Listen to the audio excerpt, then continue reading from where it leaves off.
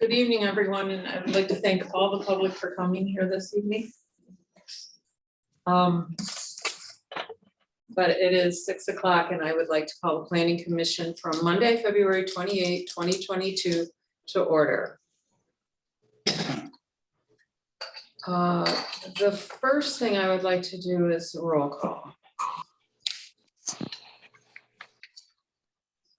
Worth. Here. Riley. Here. Israel's here. Helmrich. Here. Webster. Here. And this evening, Jackie's not going to be able to join us. Okay, so Grom will not be here this evening. Thank you. Next, I would like to go through the agenda. Is there any additions or deletions to the agenda? Pledge of Allegiance. Yes. I think we'll do the Pledge of Allegiance. Please join me in the Pledge of Allegiance. That's all. Thank you. I pledge Allegiance to the flag of the United States of America and to the republic for which it stands, one nation, under God, indivisible, with liberty and justice for all.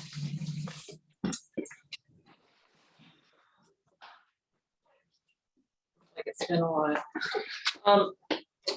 Okay, so I would like to please add Dana Byrne to the agenda. Dana Byrne, who is our township engineer, and at this point, I've asked Dana to just spend a few minutes with us, even 10, talking a little bit about what he does and how what kind of a checklist he uses to go through his process, and the expectation that we should have from him and he has from us when he reviews a project.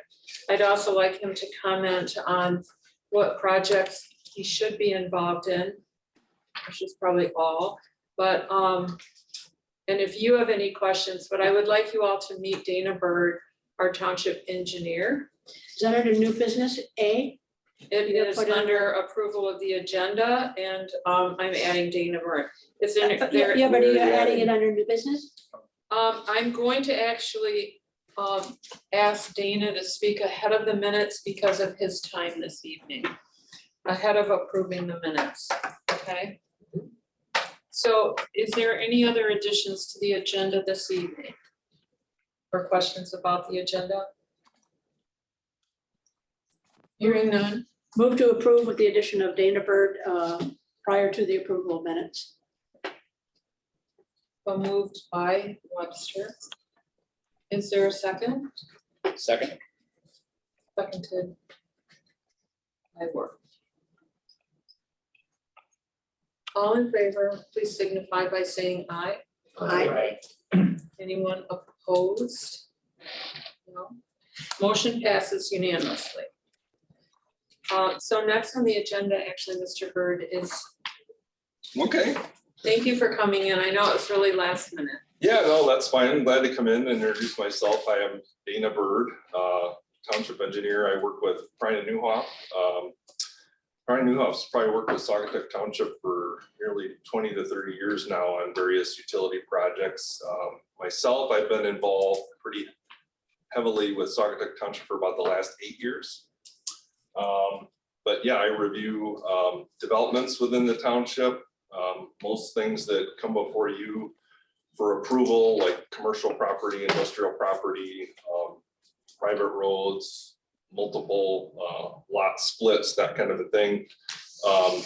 Lene will send information to me and I'll work with her on a weekly basis to review it and coordinate letters that you all receive in your packets. I'm also a township resident.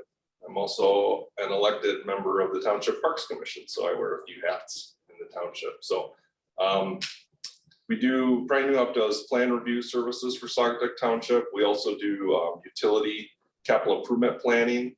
So I'm quite familiar with the utility systems, the assessment districts, connection fees. Work with Daryl at Cal Lake on probably a weekly, every other weekly basis on various utility issues in the system.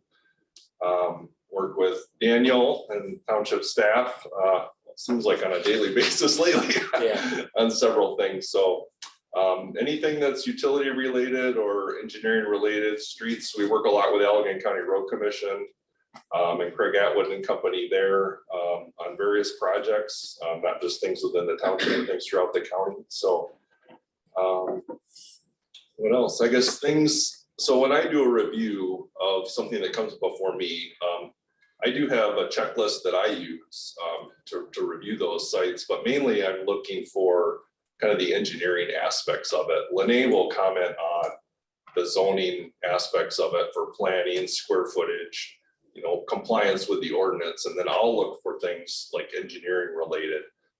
So anytime there's public utilities involved, I definitely look at that quite a bit. Most of the things that have come before you haven't involved utility extensions, but we do plan reviews for a lot of other communities. Holland Township is one of our biggest communities we work with, where a lot of those have utility extensions involved, and so we'll review all those and inspect them during construction to make sure that they're in compliance. But what I look for mostly when I review plans for you all is just things that I would want to bring to your attention or communicate to the developer. So a lot of times, right, you've seen it, every site, every development's a little different. And every developer is a little different in terms of the level of detail that they bring to the application and things that we want to point out to them. So our time involved really varies on kind of who we're working with and the information that we get. So like some of the developments, if we get a submittal from an engineer and it's very detailed and meets all the requirements up front, it's very easy for us to review.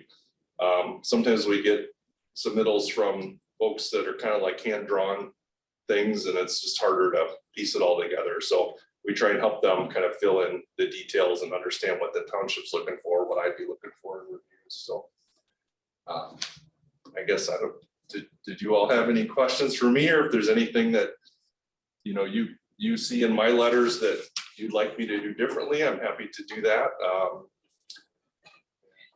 Dana, in regards to the site plan, site plans are tough enough. I mean, especially when you don't have that, you know, that you look at standards, and I mean, it's difficult for your lay people to deal with site plans.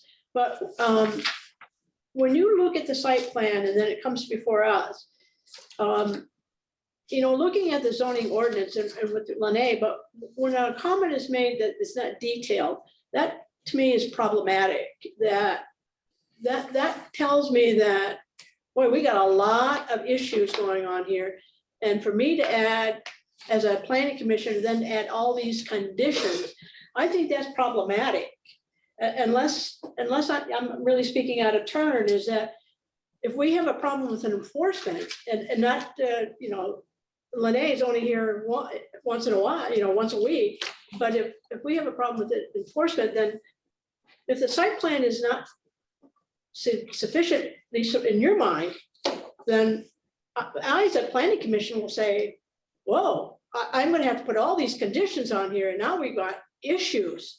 And so, you know, as I look at the standards that, as a planning commission, that I have to look for, is I take it back to the requirements, which is what you look for, and it's kind of a backwards. I go backwards in order to come forward. Does that make sense? Yeah. So yeah, certainly anything that's kind of like Lene and I are a stopgap, right, between the applicant and things that get to you all. And so what I'm hearing is maybe if we get information that's a little less complete, the preference might be for us to stop it at our level, make sure it's more complete information before then. Right. That would be my feeling. Yeah, I agree. That's great. Is that more That's- complete, so that we come back and we don't have to put a lot of conditions on because you've met the requirements. Sure. Realizing that there are some things that probably, you know, we as a planning commission can waive. We do have that ability, but also is that, wow, if there's a real problem, it's like, wow, there should be no way that we should be allowing that to happen. Yeah, and that's certainly helpful to hear, because every community that we work with is a little different in terms of, you know, how they want to approach things. You know, certainly there's checklists for site plan approval, and we can adhere to those and try and be more of a stopgap. But also we work with communities too that sometimes say, you know, hey, this isn't like a professional developer who's trying to do this and that. We want to help them kind of get through the process. But I certainly hear what you're saying and can work with Lene and talk to Lene about how we can kind of stopgap that a little more for you. I certainly think hand-drawn site plans are really an issue, because most of them are not going to be to scale. And I would think that somebody would want to have a more complete site plan. I mean, you may not have to go to an engineer to some of these, but at least in the time that I've been here, these are pretty big developments. And you're going to go to an engineer in order to get the drainage and the stormwater management and in understanding the soils. I mean, that's not something that a layperson will have the experience to do. Yeah, and we've certainly observed the township too has been just in terms of development, right? We kind of went into a recession time period where not a lot was happening, and now everything seems to be happening all in the last few years. And so kind of the influx of all that information and filtering it out for you all is. The more, I know for me, the more that you help and give, it's going to be better, because again, it's some of that, you know, I look at these site plans, I look at them, but boy, some of those just like, wow. Yeah. I just don't have that expertise. And that's why I rely on you and Lene. Yep, yep, and I'll certainly try to, if there's things that I'm overly concerned about, I'll try and definitely bring that to your attention, and I'll have conversations with Lene about it so she can also point it out in her memo. A lot of the stuff I communicate in the letter is also meant for the developer, their engineer. It's just kind of additional follow-up information that we'll need before they can go into construction. And during your review process, do you work with, I would assume there's communication with staff, like if a new project and let's say it doesn't, there's no mains, water main or sanitary main in front of that, is there any discussion or thought put into whether or not those mains exist close enough to the project in order to extend them to service the projects? Or is that talked about? Yeah, so I'll often get questions from realtors or developers or folks that call the township and inquire about a certain property. This would be even before they come in and put in an application, right? And they're kind of exploring it. So I might have an engineer from Naderveld or somewhere else give me a call and say, hey, we've got somebody looking at this parcel. Are there utilities in the area? And so that's something that I answer those questions routinely for the township. But when a development comes in, you know, we rely on the applicant to say, hey, we want to connect to the public utilities or not. We'll certainly comment if there's sewer nearby. I believe it is within the ordinance that they're supposed to connect to sewer if they're within a certain number of feet from public sewer. And if there's water available, we'll certainly comment on that. We don't want properties coming in when there's a water main in the road and trying to build a well. We want them to connect to the public utility systems. But in terms of extensions, if you had, say, a development that's, you know, 1,000 feet away from a sanitary sewer, that's outside of kind of what the ordinance would require for them to have to extend the sanitary sewer 1,000 feet. So unless that development is really proposing that, we don't get into it on that level. Okay. Dana, can you speak to, you review the stormwater, but sometimes it goes to the drain commission? Yeah, that's a good point. We've been trying to be a little more consistent in that, because in the past, right, the criteria for site plan approval is to hold like a back-to-back 100-year storm. This is right in the requirement from pre-development to post-development type flow. And so some of the applications that I've seen that have been pretty straightforward in areas where we don't think drainage is going to be a big problem, I've kind of accepted calculations based on that criteria.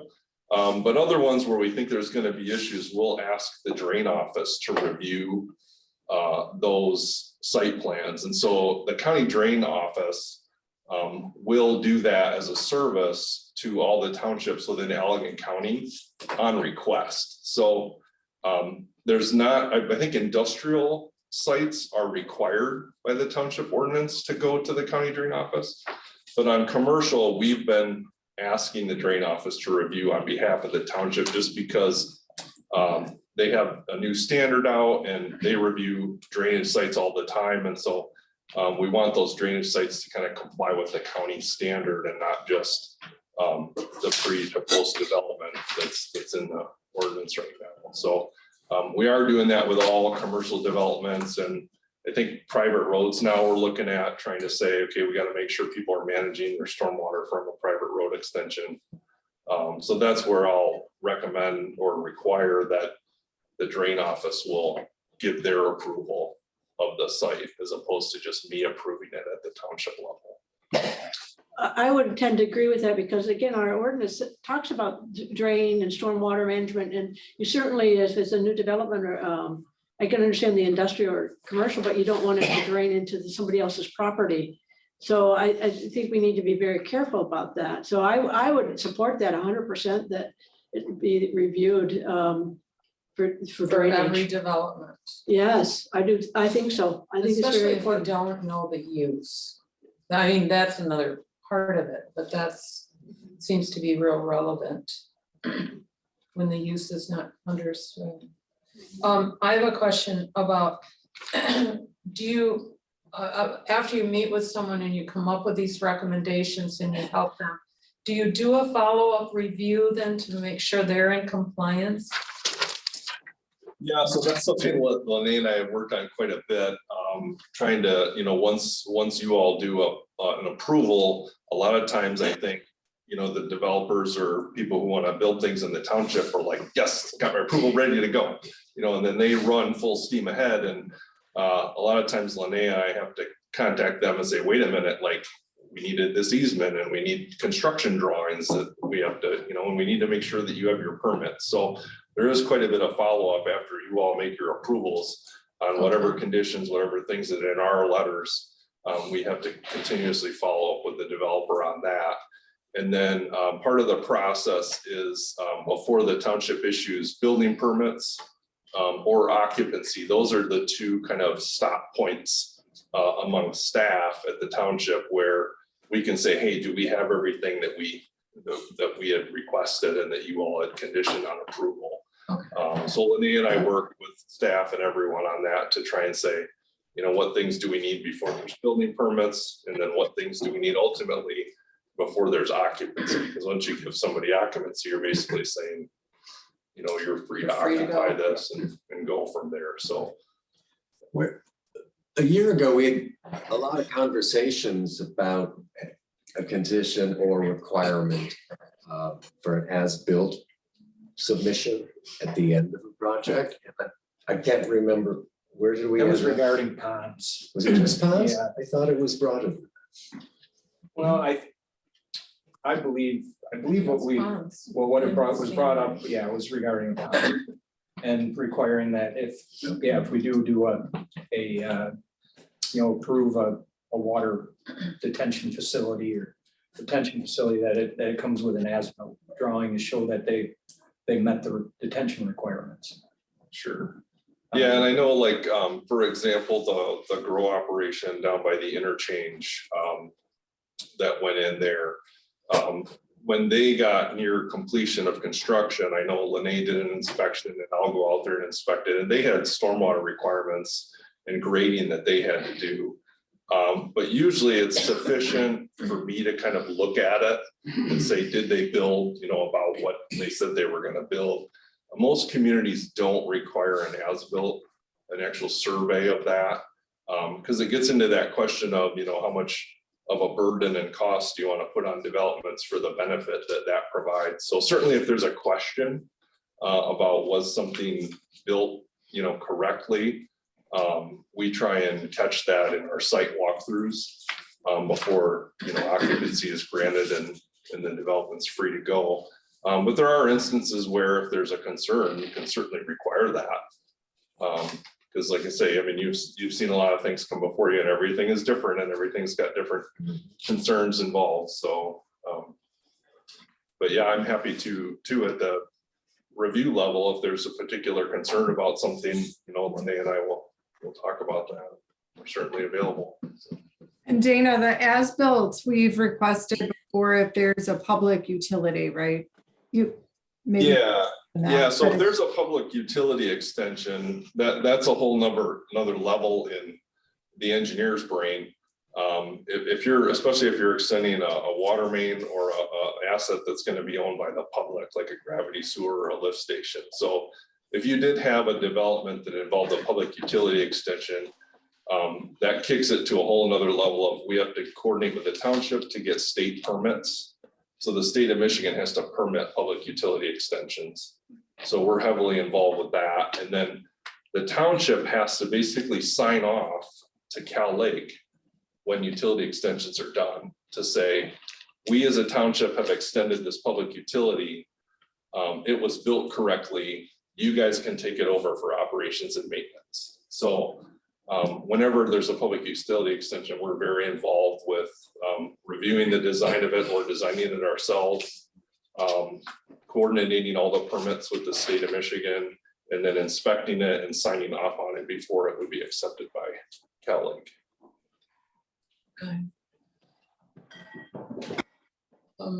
Anyone else have any questions? Anyone from the audience? The only other is, what can we do, Lene and Dana, is to help in regards to making sure that the applicant realizes that in order to, that yes, we've approved it, but they have to get a building permit. What is it that we need to do? Do we need to make sure that that is, how do we ensure that that's communicated well enough? Is there anything more that we should be doing? I don't think so. I mean, we talked to applicants, they see our memos,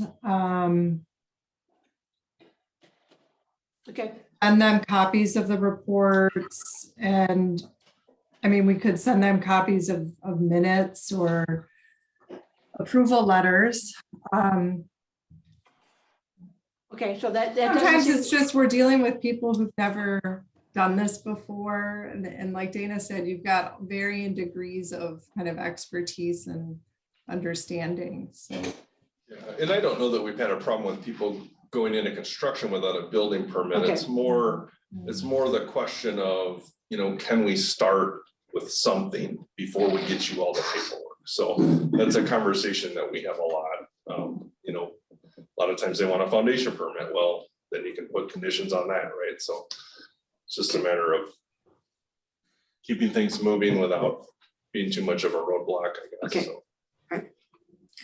and some of that is also the comfort level of the different inspectors too, right? Like some communities, your building inspector may not want to do just a foundation only permit.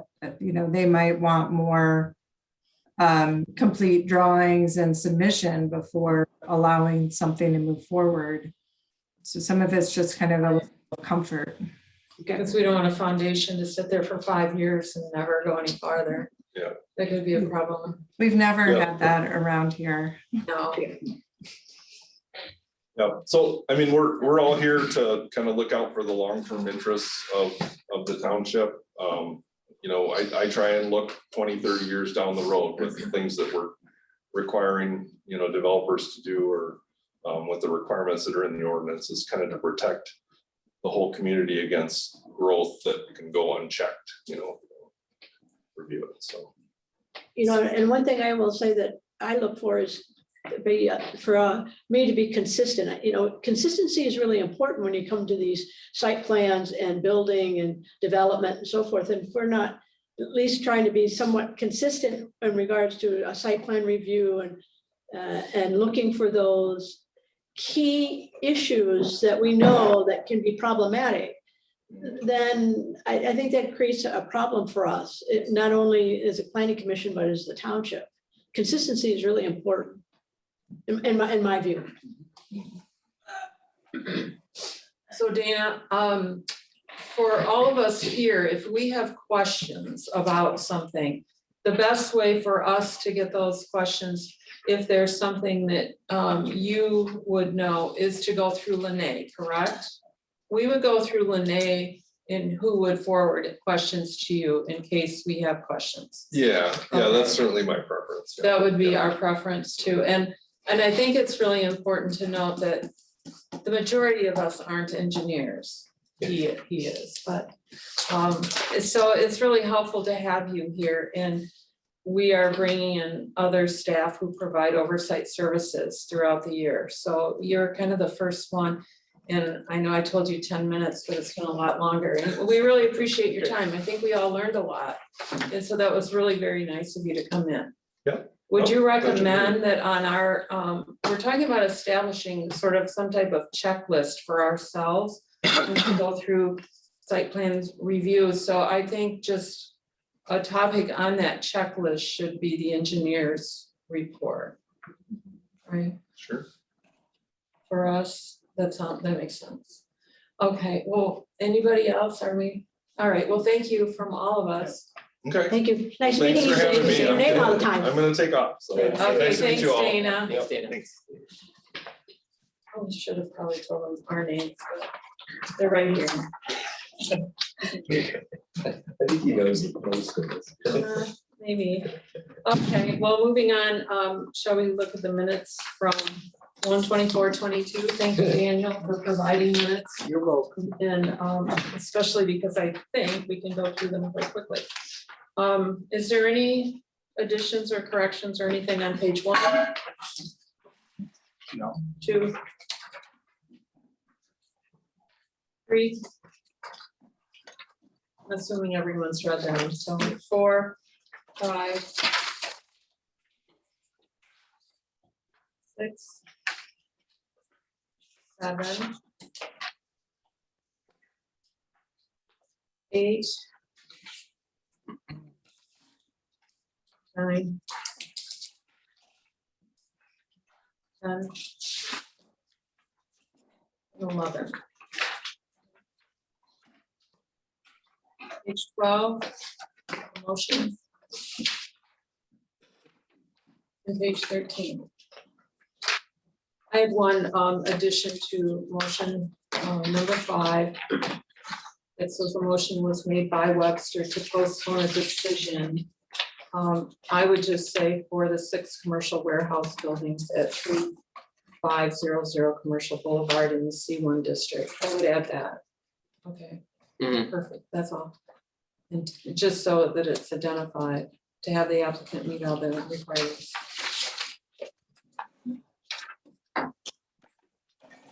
Thank you.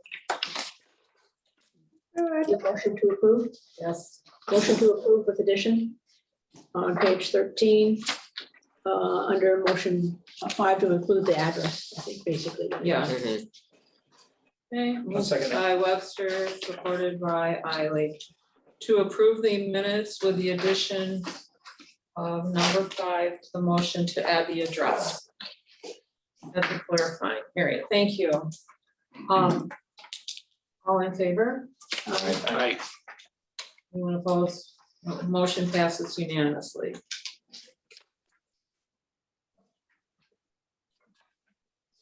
At this time, we have public comment, and I don't believe I need to, is there anyone who would like to make a public comment that might be on the Zoom meeting? If there is, we ask that you keep your comments to 3 minutes, but please identify yourself by name and address first. Is there anyone who would like to make a public comment this evening?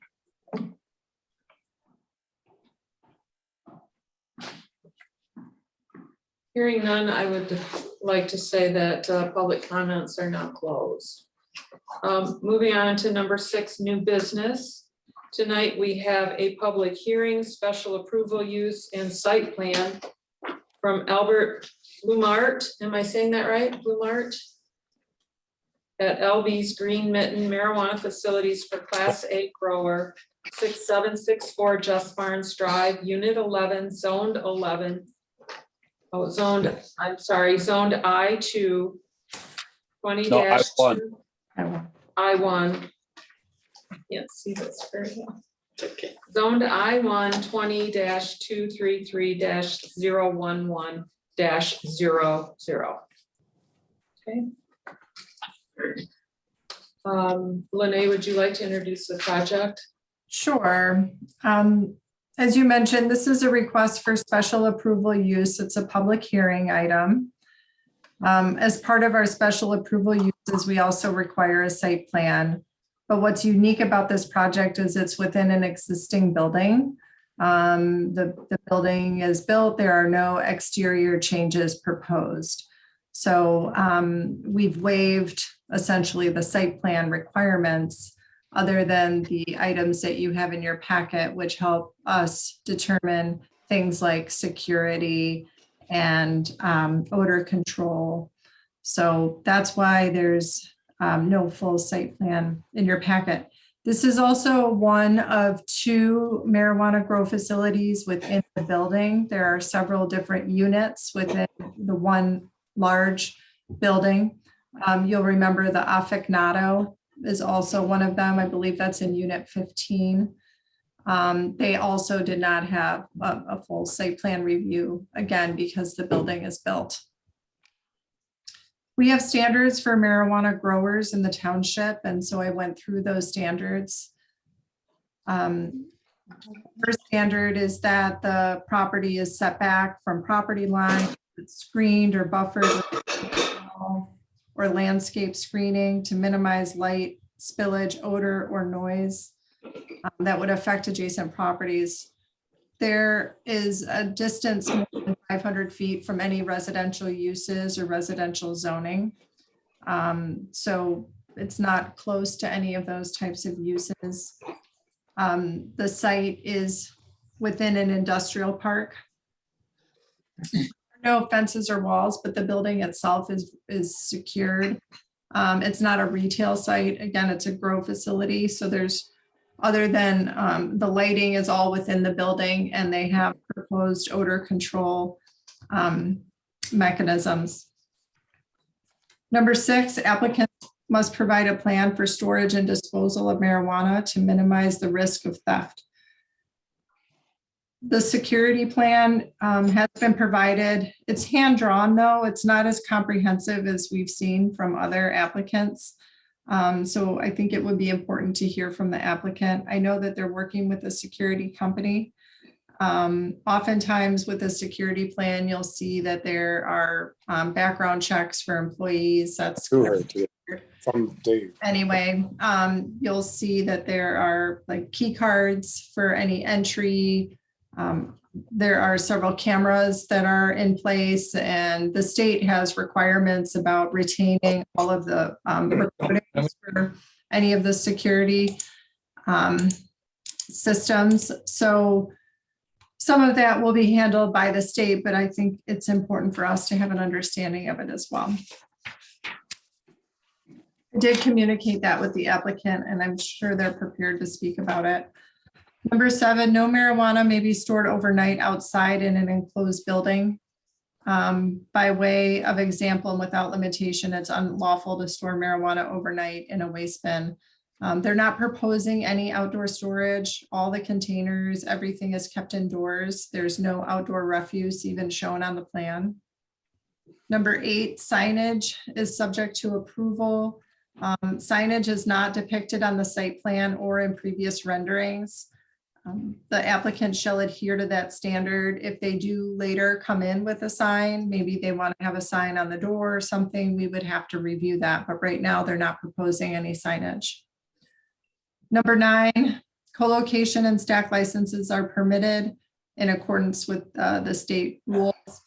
They're not proposing any co-location, so they're not looking to do retail with their grow or processing with their grow. They're not stacking different types of licenses. Number 10 talks about odor control. They did provide an odor control plan and a written description, which includes carbon filtration, 1 filter per room, and it has can fans. The applicant stated that the air handling system will be split with the furnace system and include standalone dehumidifiers. The carbon filters are 2 inches and will scrub the air at the rate of 1/3 the volume of the room for odor control. We added a condition that the filters are changed every 12 months and that negative air pressure be maintained within the building.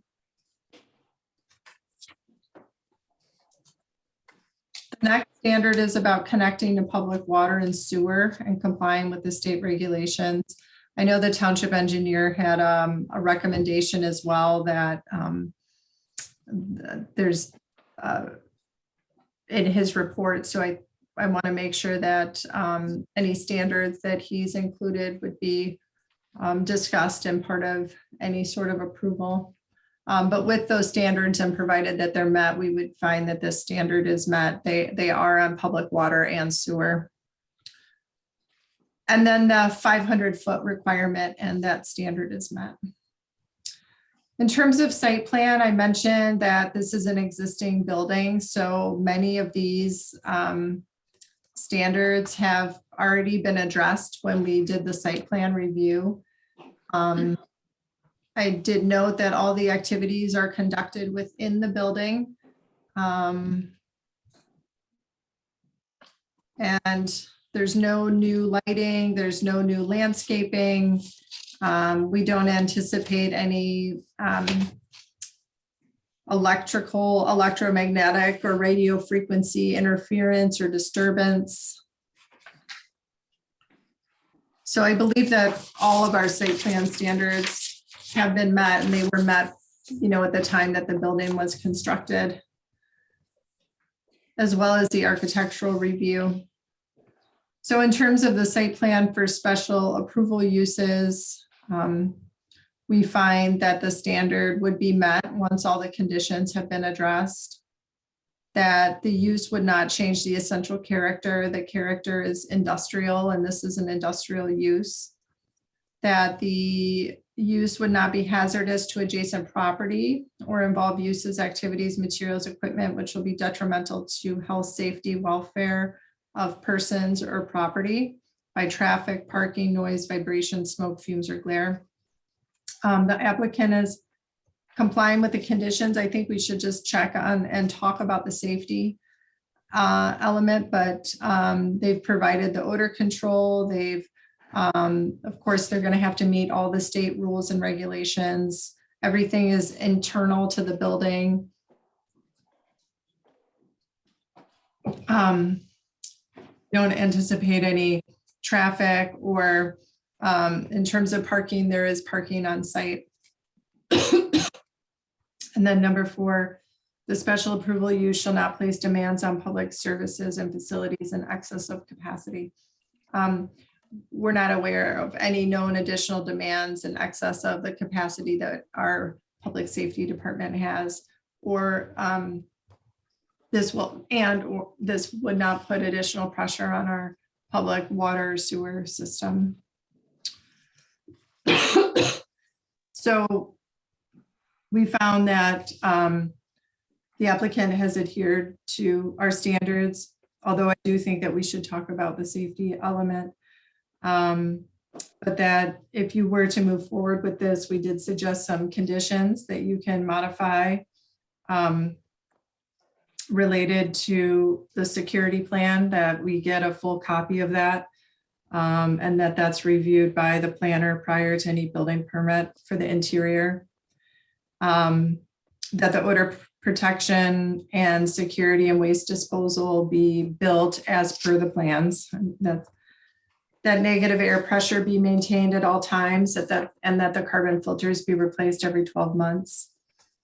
We also always include conditions just supporting the other reviewing bodies like the fire district. So any standards that they have become part of this approval. Standards of the township engineer as well. Cal Lake and any other reviewing bodies, that all of our fees are paid prior to any permits being issued. And that should the use change or any addition, like say they want to do processing or stack any license, then that would require amendment to this special approval use. So those are the things in the memo. I also want to call your attention to, we do have the written description of the air scrubbing and the carbon filtration system from MJW Consulting. So that's in your packet. You can see some of the email correspondence about the security plan. I do want you to know that the applicants architect did send over updated security plans just today, but I have not had a chance to review them. So I think it's just important for you to know that they are being addressed, that the applicant is very aware of the need for more detail in their security plan, and they're already taking the steps necessary to work on it. And then the review by the township engineer, and then something new in your packet that I guess I can scroll to it too. Sorry, I'm like doing analog and digital at the same time.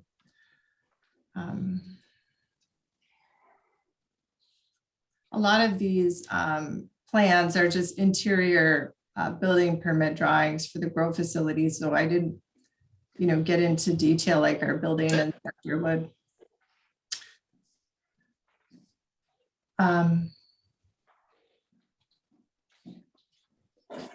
Yes, this form is not in here. I apologize. Okay, but you all have it in your packet. It's titled the draft motions. This is something that Commissioner Webster shared from the township where she used to be on the planning commission. So it's something that the chair and Ms. Webster requested be included in your packet. So this is kind of a helpful guide and worksheet that you can use as you're reading your packet or even during the meeting. If there are suggested conditions or conversation items that are relevant or you'd like to add, this is an important worksheet for you to consider. And then it also maybe helps with whoever's making the motion, or even for the chair when the chair restates the motion, or whomever might be taking the minutes. This worksheet might also be useful for them. I'm kind of losing my voice. Yeah. So Lene, I think we may have some questions for you, but at this point, could we hear from the applicant? And is he have anything to add? Mr. Blumart, are you on the Zoom call? Yes, I is. Hi. Yes, it is.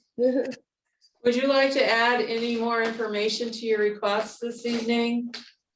No, I think hopefully we got everything answered. We went to the architect and everything, and Mike and people, and if you got any good questions about the security and everything, I have my gentleman here would be able to answer all your questions a lot better than I be. There you go. Okay. His name is Jesse Cordova. Hi, how are you? I'm here too. Does anyone? Okay, so Mr. Blumhardt, at this time, I'm just gonna open this up for public comment because this is a public hearing. Is there anyone that wishes to speak to this that may be on the Zoom or here in the room that is not part of the planning commission? Okay, hearing none, I will close public comment. So Lene, I think that some questions are in order right now. And I think the first one, I would just like to ask this, I'm not really sure about the order of asking for a special approval use and site plan review. So somehow when I read this, I assumed it was a new building and all this other information that we had gotten which is a pretty detailed site plan, was for a new building. But I think, okay, good, I'm not confused on that. So I thought, should we have two separate motions here? Are we looking at special approval and a site plan? And I know several of us were on that page, so we wrote a lot of questions about the site plan, but knowing that it's already built, it's a little bit different picture. So does it need to be two motions or not? No, it doesn't need to be two motions. When you look at our ordinance for site plan or for special approval use, a site plan is required. Okay, so this is really a special approval use Yes, on the because table. it's, right, because the building's already built. Okay. For Okay. example, let's say that the use, let's say that the special approval use was for a car lot and the building Yes, was already in place. yes, There might be exterior things like lighting for the car lot. Maybe we would care about circulation and how deliveries happen. Maybe we would, there might be lighting and signage and stuff. Because this use is strictly within the building and it pretty much has to be for security reasons as well. There's really not a lot of site related impacts, which is why I didn't require a site plan as part of this. It's just an interior plan that you have in your packet. okay. So, Mr. Blumart, could you just tell me, are you planning to put a sign outside the building or anywhere about this new business? Well, we haven't, maybe eventually a year down the road or something, right now, not.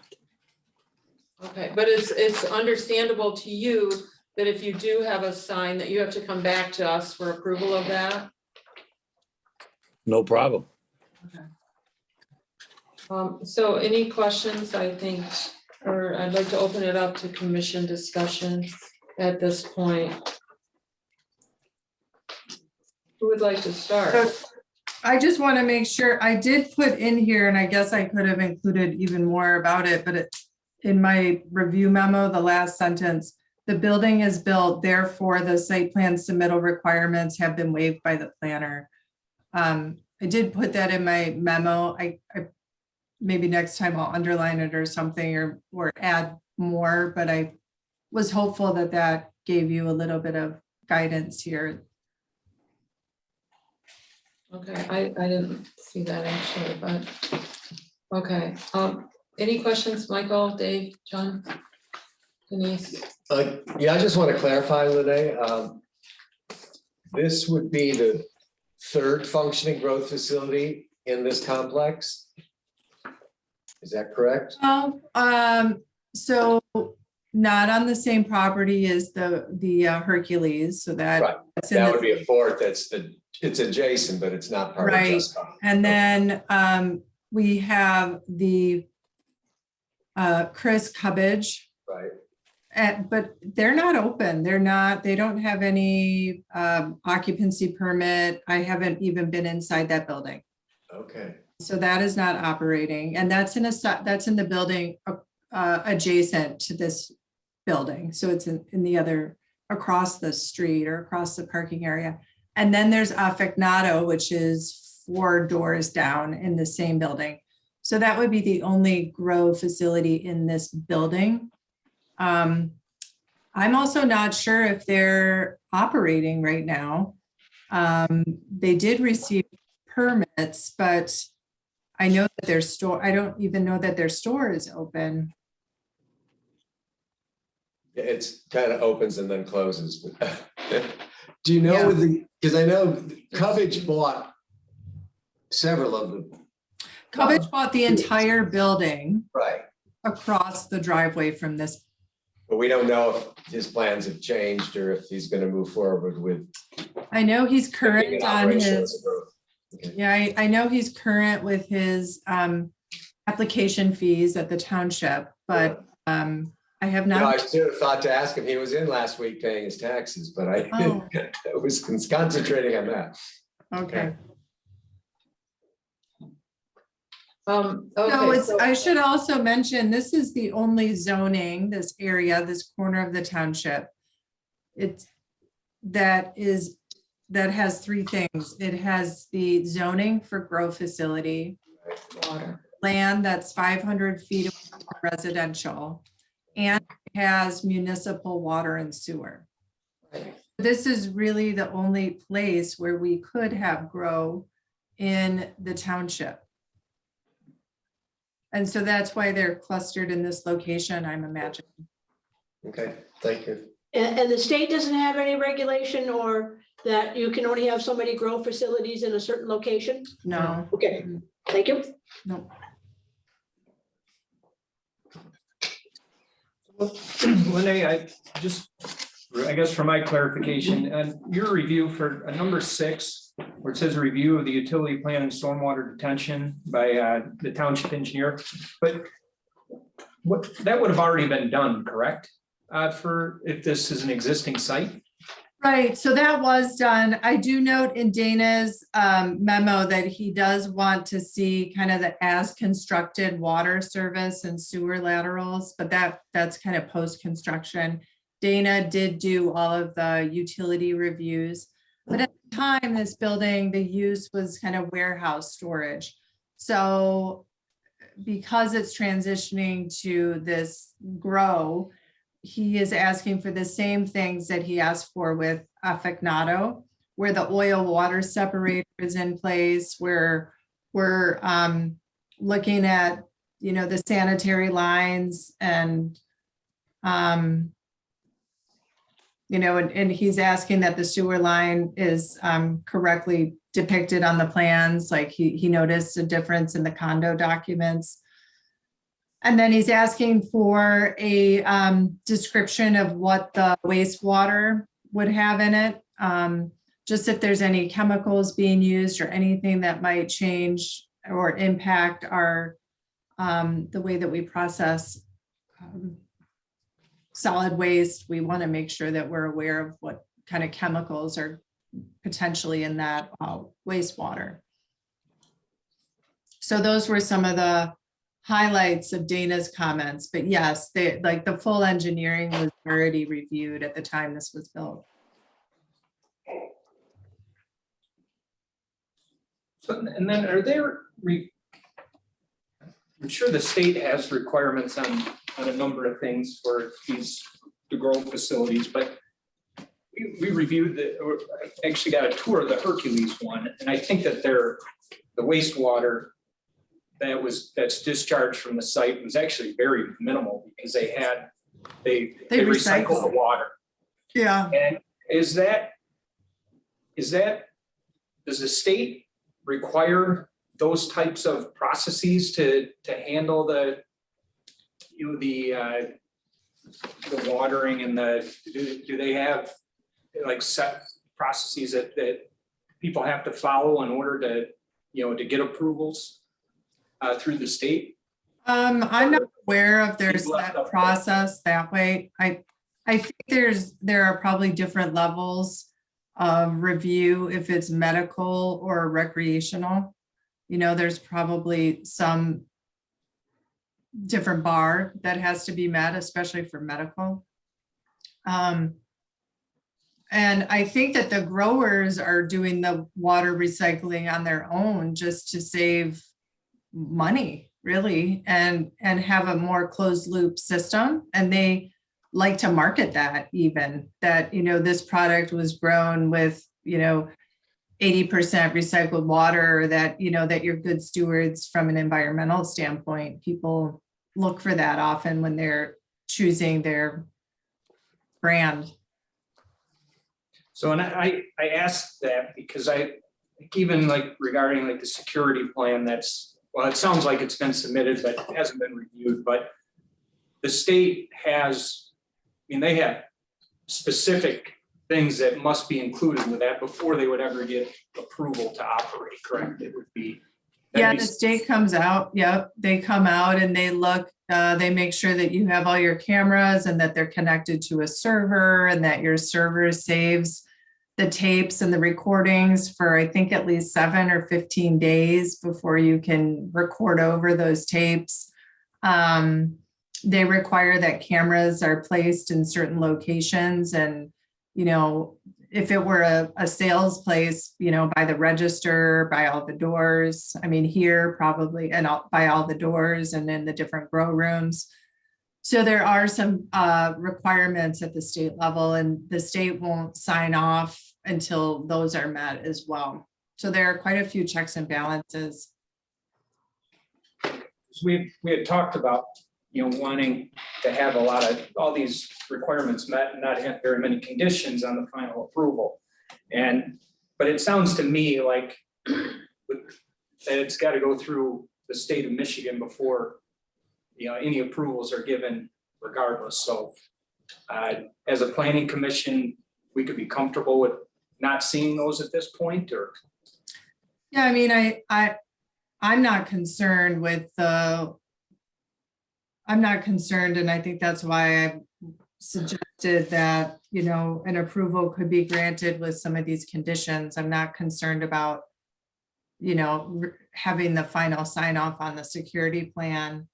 Dana, these are the same conditions that Affignado had, and we worked with Paul, and I know it was maybe frustrating for Paul, right, wanting to get his permit, but Paul had the checklist, which is this memo, and when you get it all in, we'll, issue the occupancy.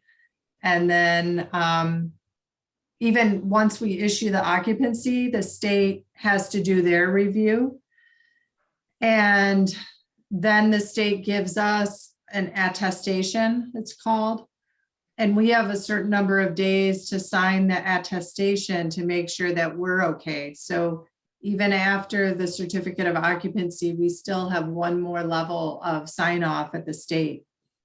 If we don't sign that attestation or get back to the state within the time period, the state does grant the approval. But we're on their mailing list. We get all of those things. Thank you.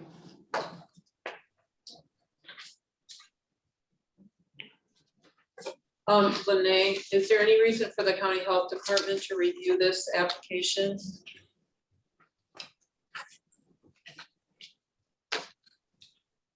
I'm not aware of any. I don't see that Dana mentioned that either.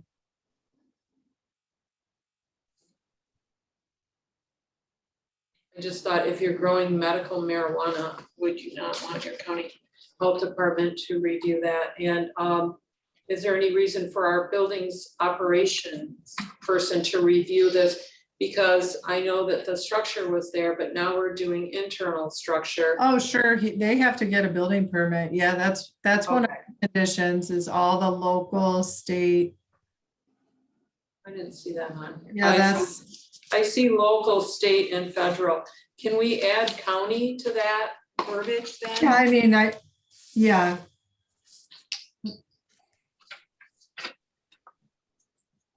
Because that would include then county health department if necessary.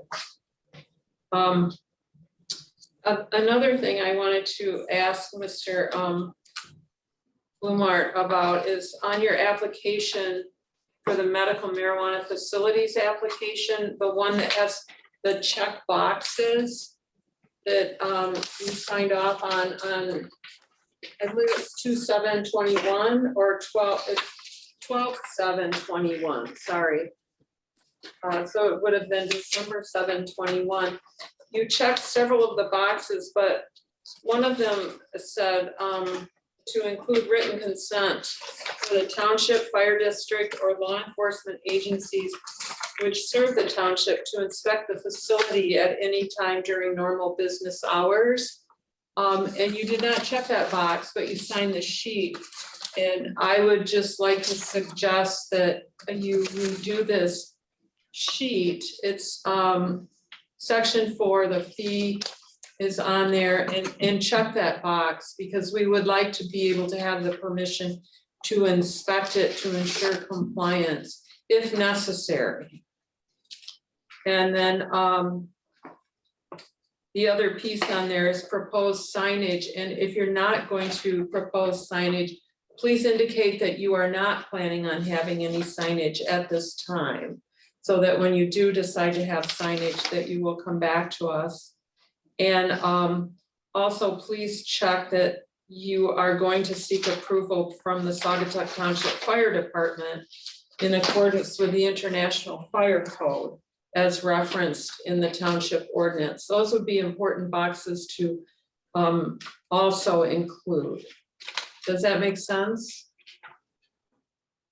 A couple, if you want, I can email you a couple of check marks, Well, you know what, why don't you just, I do that, but I think it's important if you could get that into Not a us. problem, young lady, no problem. You just tell me where to check and I'll check.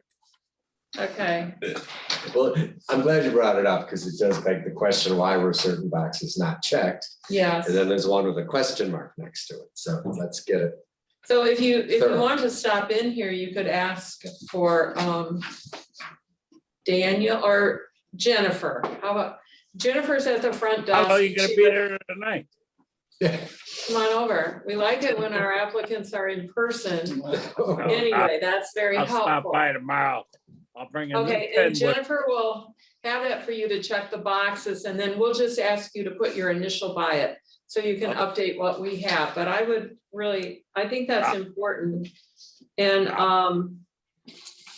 yeah, sorry, I was a little Morning to put my confused. mark.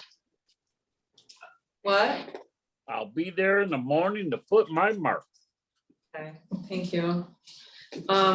So other questions I had are not really pertinent to this because the site has already been approved, so lighting. Is the lighting still in compliance with our new lighting? Or just lighting requirements? It seemed to be, I haven't seen it at night. okay, It's so well hidden back there. okay. No, that was all I had, actually. Any questions, Mr. Riley? Mr. Worth? Nope. No? Ms. Webster? Mr. Helmrich? Oh, thank you. Okay, so are we ready to? What would you like to do on this? Do you feel that the application is complete enough to go forward? I guess is the question to the commissioners. I'd be happy to float a motion. A motion to approve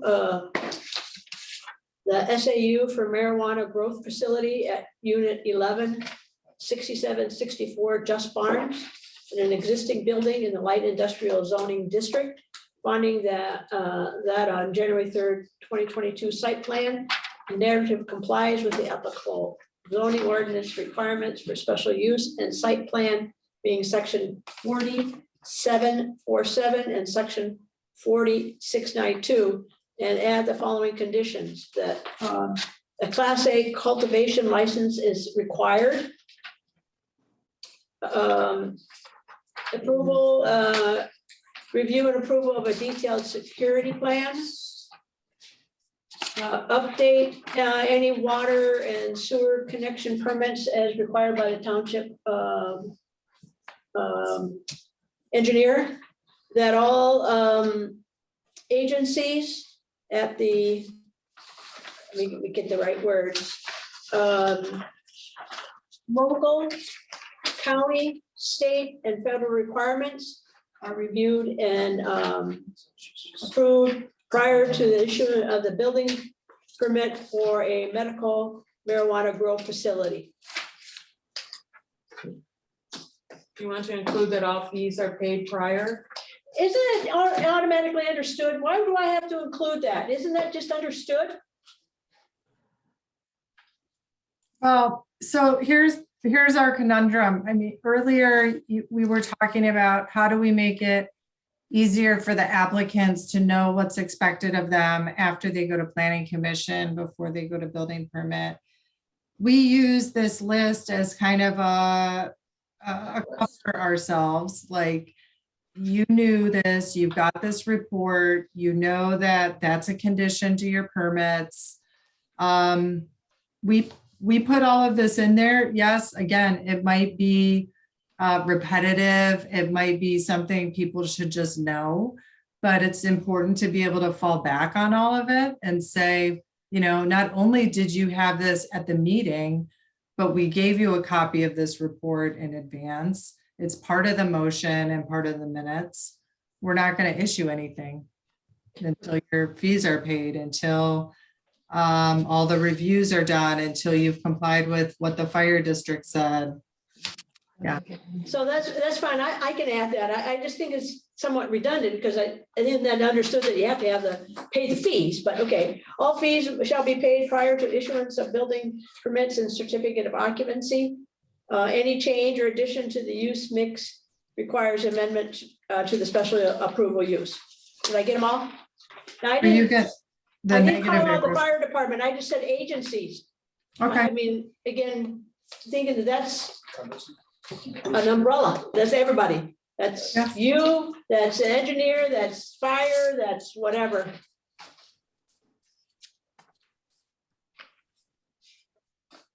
So that's my motion. Did I get it all?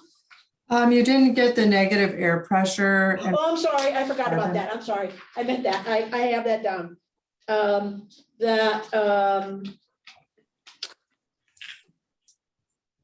You get it. Negative air pressure shall be maintained at all times and carbon filters shall be replaced at least every 12 months. Thank you. I did have that underlined. Got that. And under the safety, one quick question. Okay, you're making a motion, so go ahead. No, I'm done with my motion. We need a support. Second. Okay, now what? Just a quick question then, do we need a discussion about storage or disposal within the building of anything? There's no outside disposal, but we didn't really address the inside. I don't think Okay. because I think Lene said that that was all met. Okay. The only other thing is I had with regards to wastewater, but again, I think that's on the that's engineer's underneath our report. township engineer and all the local requirements. So I think that's already there.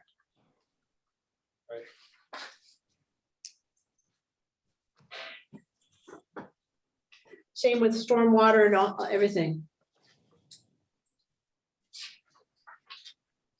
Any other discussion? Okay. So this has been moved by Webster, supported by Worth.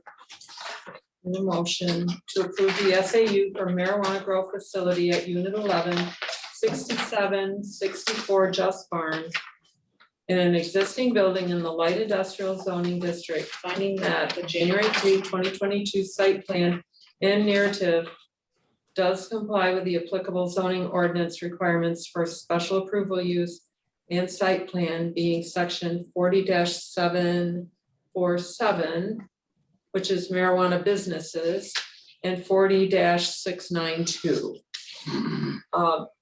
With special conditions, which I'm sorry, I couldn't write that fast. I think we have them all. There are special conditions. That Denise recited. Right. Because this is a special hearing, I'm going to call for a vote. Work, Favor, yes. Hiley, Yes. Israel's yes, Helmrich, Yes. Webster. Yes. Motion passes unanimously. Congratulations, Mr. Blumart. Thank you. Thank you for doing business in this township. Hey, thanks, man. I hope to make you proud of me or whatever, I don't know what to say. God bless. We're proud of you. Listen, you have a lot of work to do on this though, so if you Yeah, don't I was understand, listening. yeah. If you don't understand it all, why don't you stop in and make an appointment with Lene to go through that, especially, and you might want to have the fire department come out sooner rather than later to start their process. Not a problem. As soon as we get going here, not a problem. I'll be talking to Greg, not a problem. Okay, well, we'll see you here tomorrow morning to check boxes. Okay, no problem. What color ink you want? Oh, it doesn't matter. We green, have we want green, Albie. Green. Okay, oh yeah, green. yeah, right. Okay, how many street bit it is? You need a mitten stamp. All right, You want thank the you. left mitten or the right mitten? All right, thank you. Bye. Bye. Okay, moving on to number 7, old business. We have our advisory group updates. I don't know that we have any updates for this meeting, do we? Or let me just go through and ask. I know Lene has a lot of update for the work she's done with the information she's gotten, so, shall we start? John, is there anything with economic development that extra you would like to fill us in on? Yeah, I just wanted to thank Lene again for this, the great consolidation effort of putting the three matrices into one, focusing on the ones that we all on our committees gave pay status to. It's really helpful. It seems to me that everything that made it to the A list for economic development is on here. We will be meeting, we meet next Tuesday at 4 o'clock here. And our special guest this month is a gentleman you all know, Dana Bird. And this has come up because of it. We've had a lot of conversation about how we, the group, want to know more about, it's one thing to look at zoning and see what's commercial, what's industrial, what could have a business, but certain areas that are zoned that way do not have any access to water or sewer. And we're hoping he can help fill us in on that. And even speak to, like, if there is a particular area where it looks like that would make sense, what are the potential costs? So we can understand that before we step up any kind of a recruiting efforts. So we'll be doing that next Tuesday. And again, it's exciting to see this moving forward now. And the master list is great. Thank you. Rural character and conservation. Daniel, would you want to speak to that at all?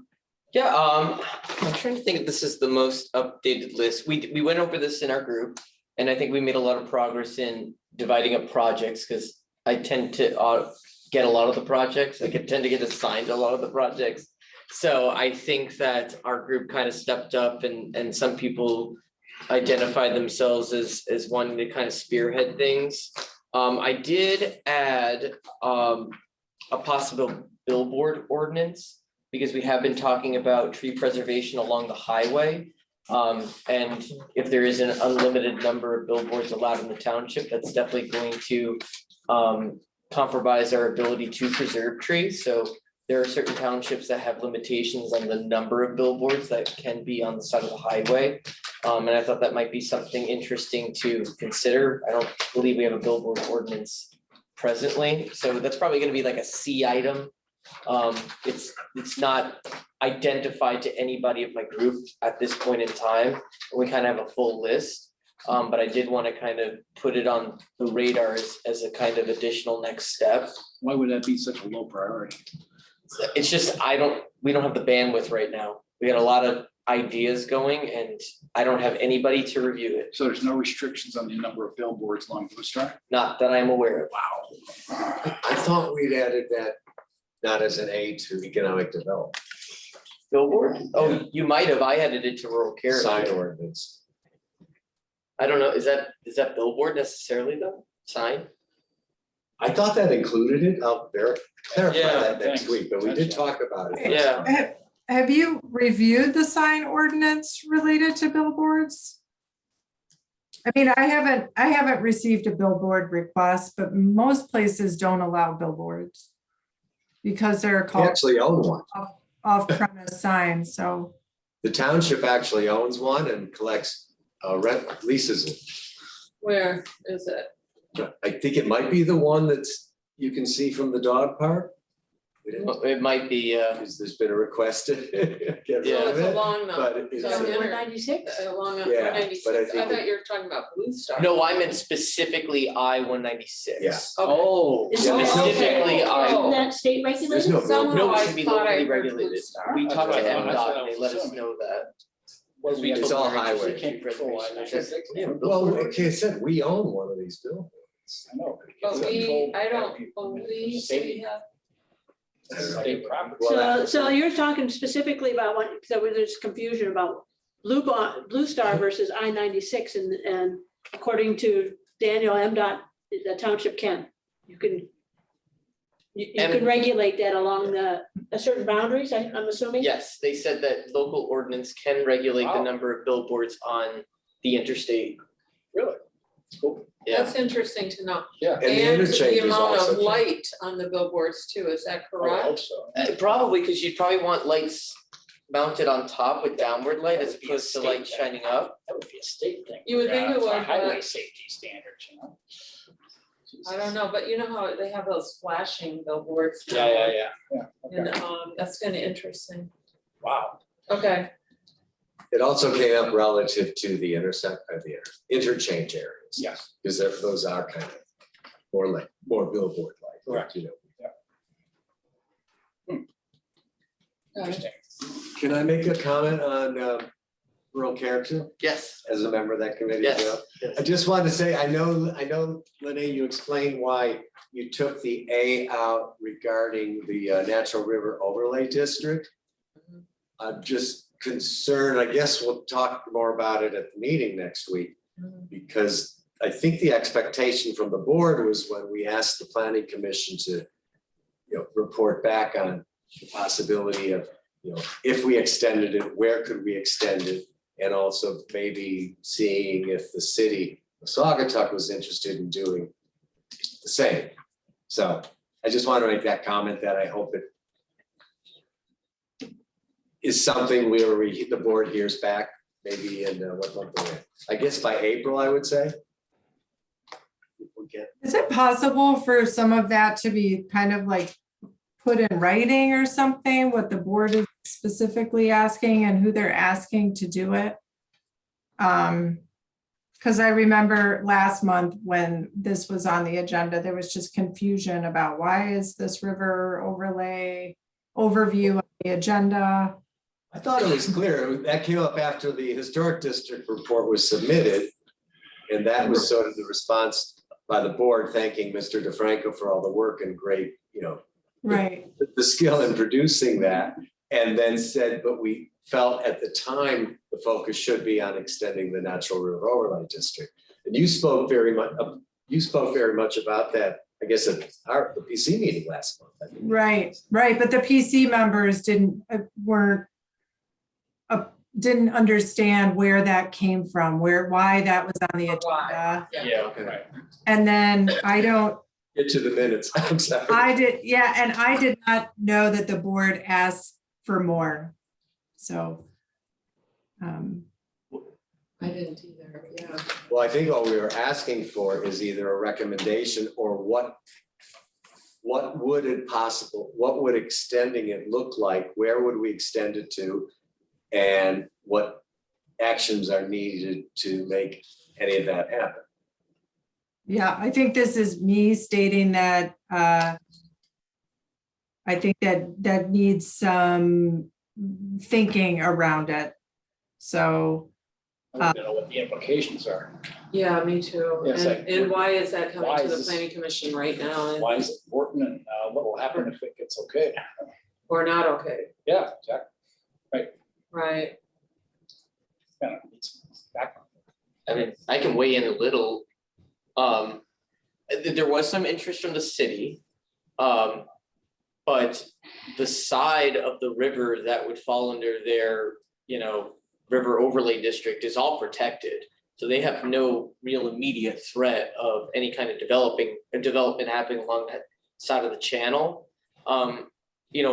From this perspective, I do have, concerns about the priority level, because there are other things that I even see on this list that, I think that our group might find as more urgent.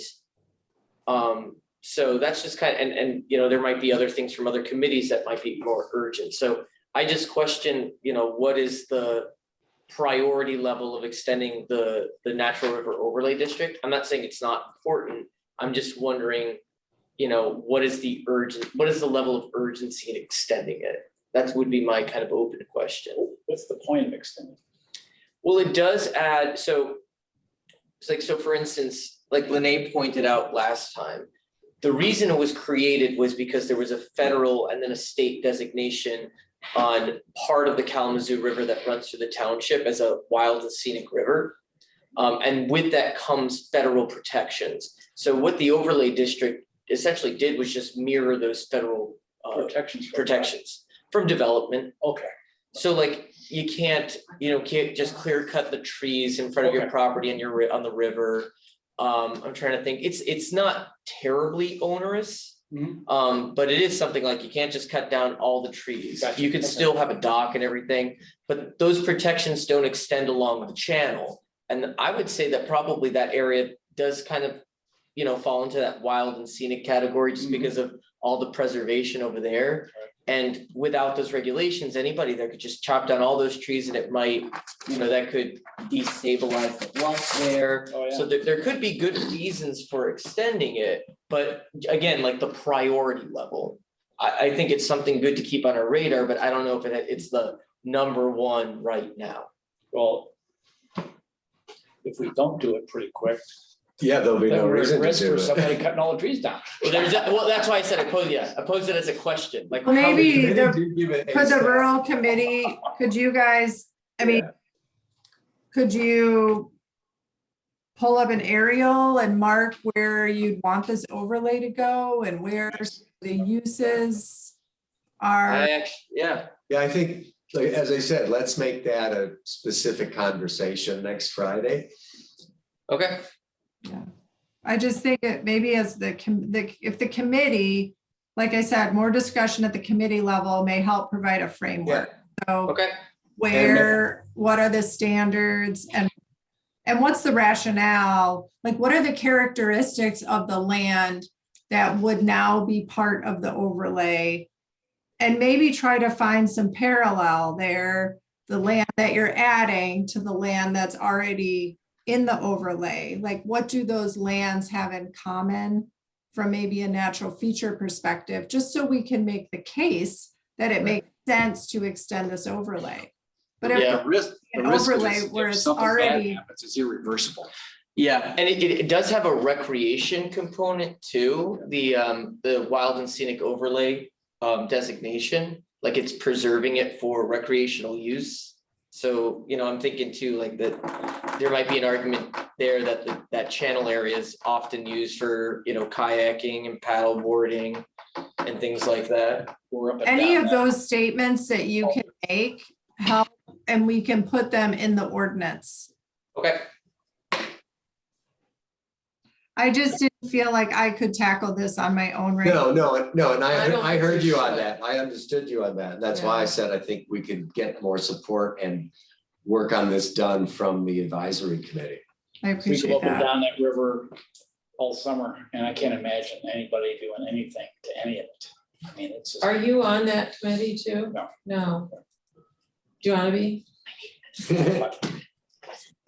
Well, the only reason I'm asking is because Daniel is leading that committee, and I think because he's, I thought he was staying up. he is staying on, I said he Leading. leads Oh, that. leading, I thought you said leaving, excuse me. No, he- I didn't know, that's awesome. Daniel leads the committee, and he's no longer on planning, and so these committees have evolved out of planning, and so there's not really a planning person on that committee. The vice chair's on the planning commission. Who's the vice chair? Mr. Helmer. Oh, you are, okay, all right, but I thought eventually You know that. Daniel may want to relinquish some of his responsibility in that aspect, so I don't know, Michael, if you're interested, and we're just a small group. I got a couple Denise is committees interested, already. she's crawling under the table right now. Which is fine, it's fine, but I mean, I'm just throwing it out there, but Okay, eventually, I think Daniel will probably remove himself from that committee, but Just trying to push you out. no, I'm not. We No. just added somebody, what, is it Oh, 7 good. yet or? Chris Clark, he's excellent. No, but Yeah. What's Yeah, the he's total excellent. number? It's a big committee. 6, It's 6, okay. yeah, 6, but yeah, our new member is excellent. Okay, so can we move on? Yep. No, thank you, Bob. Thanks for the time to flesh that out. Sure, attainable housing, I have nothing new, since we have not met, and I'm not You're sure whether just there's a there. committee to meet. It is examples of ordinances of those three have been given to Lene, and hopefully it's a good place to start. okay, I'm happy to help with review of definitions if that's helpful, Lene, you just let me know. The other part is that you mentioned about possibly changing the 1,000-foot for the single dwelling to 850. I'm not sure whether I think that that's an issue, going to be an issue. Are there other places besides the city of Saugatuck? So if I go out township, away from the, the big homes, land, realizing that land values is, somebody can't afford that. The 850 as we get out further in the township.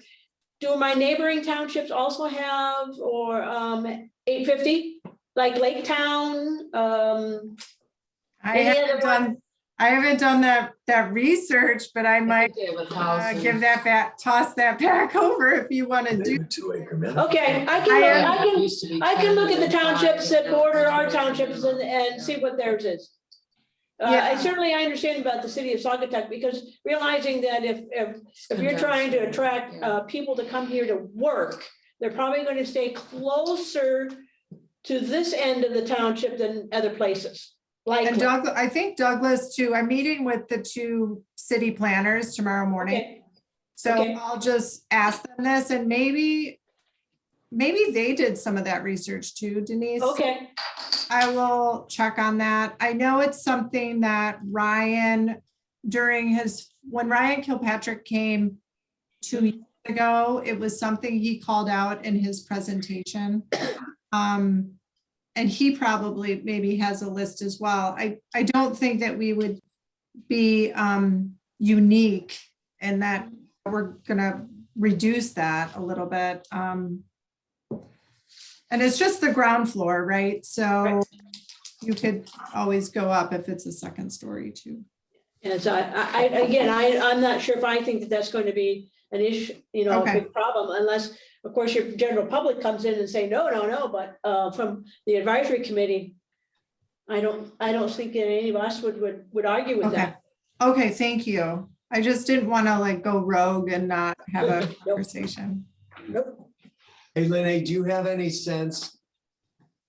John, you're when- gonna ask me timing.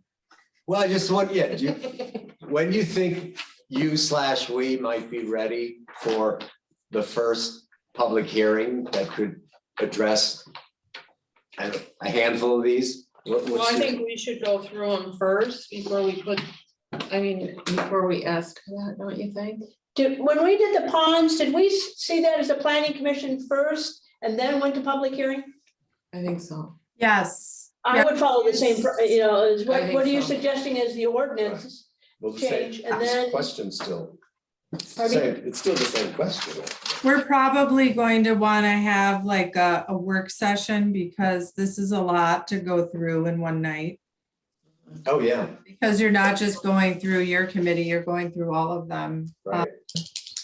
But I thought part of the process though was your and staff evaluating which ones may take the least amount of staff time. That's what and- this list is. That's it. Okay. So all of those on there may be cut for their tackleable. They did. Okay. So, I mean, it is a lot. But is that list doable in one single public hearing or? No, I don't think that you're even allowed to do that many in one single Well, public. I know you can do multiple. Is Yeah, there a I magic mean, number? No, you could do one public hearing for all of these text amendments at one hearing. But if I want. it's on here that you guys want to strike, that's fantastic. That's okay. I mean, maybe there are things on here, you're like, Lene, that's a lot. Going through this Michigan planners course, they recommend that you do it in groups. And so I would just like to propose that we do it in groups and What's that say, mean in groups? let's look at the housing in one public Oh, hearing. yeah. And then let's look at the other one in because Yes. otherwise you're gonna have all kinds of Different. differing people Audiences. talking to differing subjects. And Keep it narrow. I think we have to narrow it and Yeah. say we're gonna have 3 different meetings. Yeah. it'll be- Also, with this is that we have a public hearing, but it goes up to the township, the board of trustees, they have public hearing as well, right? No. No, Not they in don't. a- public hearing. no, it's- No, the board just votes on They just vote? accepting or Okay, not, or okay. tweaking The board can tweak the recommendations Right. of the planning, Right, but it's not a public hearing. they don't have to do a public hearing on a People can make ordinance. public comments. But Not my because we're suggestion would be not to a charter do township. parcels. Okay, Okay. got it. Okay, so why don't I start the housing? Okay, That's the most And important. Denise, if you want to provide any guidance on the definitions, that would be great. Okay, I'll do it. Yeah, That's the most impactful. no, I think. three and years that's would be the first hearing too. Right. Yeah, and that'll be the most If powerful. you agree with And what I said. The live, work and so forth, I'll wait until, I'll make a recommendation, but realize that they probably we tweak because depending on what we decide, the ordinance is. I would do all of these. Every there with the mixed I use, already did that. accessory dwelling and live work. Okay, Well, I certainly did already do that, but again, depending on what your ordinance for your ADU is, that definition that I presented in my Oh. supportive document might change. Okay, Because we may look at Traverse City, which then we would have to change the definition a little bit. So I okay, have some definitions, but realizing what we end up doing, they might be tweaked just a little bit. okay. I can look at other ones too, along with that chart, modular homes, townhouse, all those things. Okay, I could do that. John, I would like to have a draft at your March meeting if I can really get at it in the next few weeks. I'm gone for about a week at a conference before the March meeting, which means my packet has to be out a little bit early, but I wouldn't mind having something for that meeting, but I can't make any promises. No, you said I mean, that's next week, so that's. March starts tomorrow. Yeah, the March Planning Commission. Yeah. Oh, planning. okay. 21st, I'm sorry. yeah. 28th. Yeah, the packet comes out the 21st. Oh, okay. But we're all agreeing the focus for the first tranche is affordable housing, Okay, thank you. That's really helpful. right? And then the I next threw one, myself off saying tranche. I think we'll just go in this order, if that makes sense, right? Sure. And into rural and cultural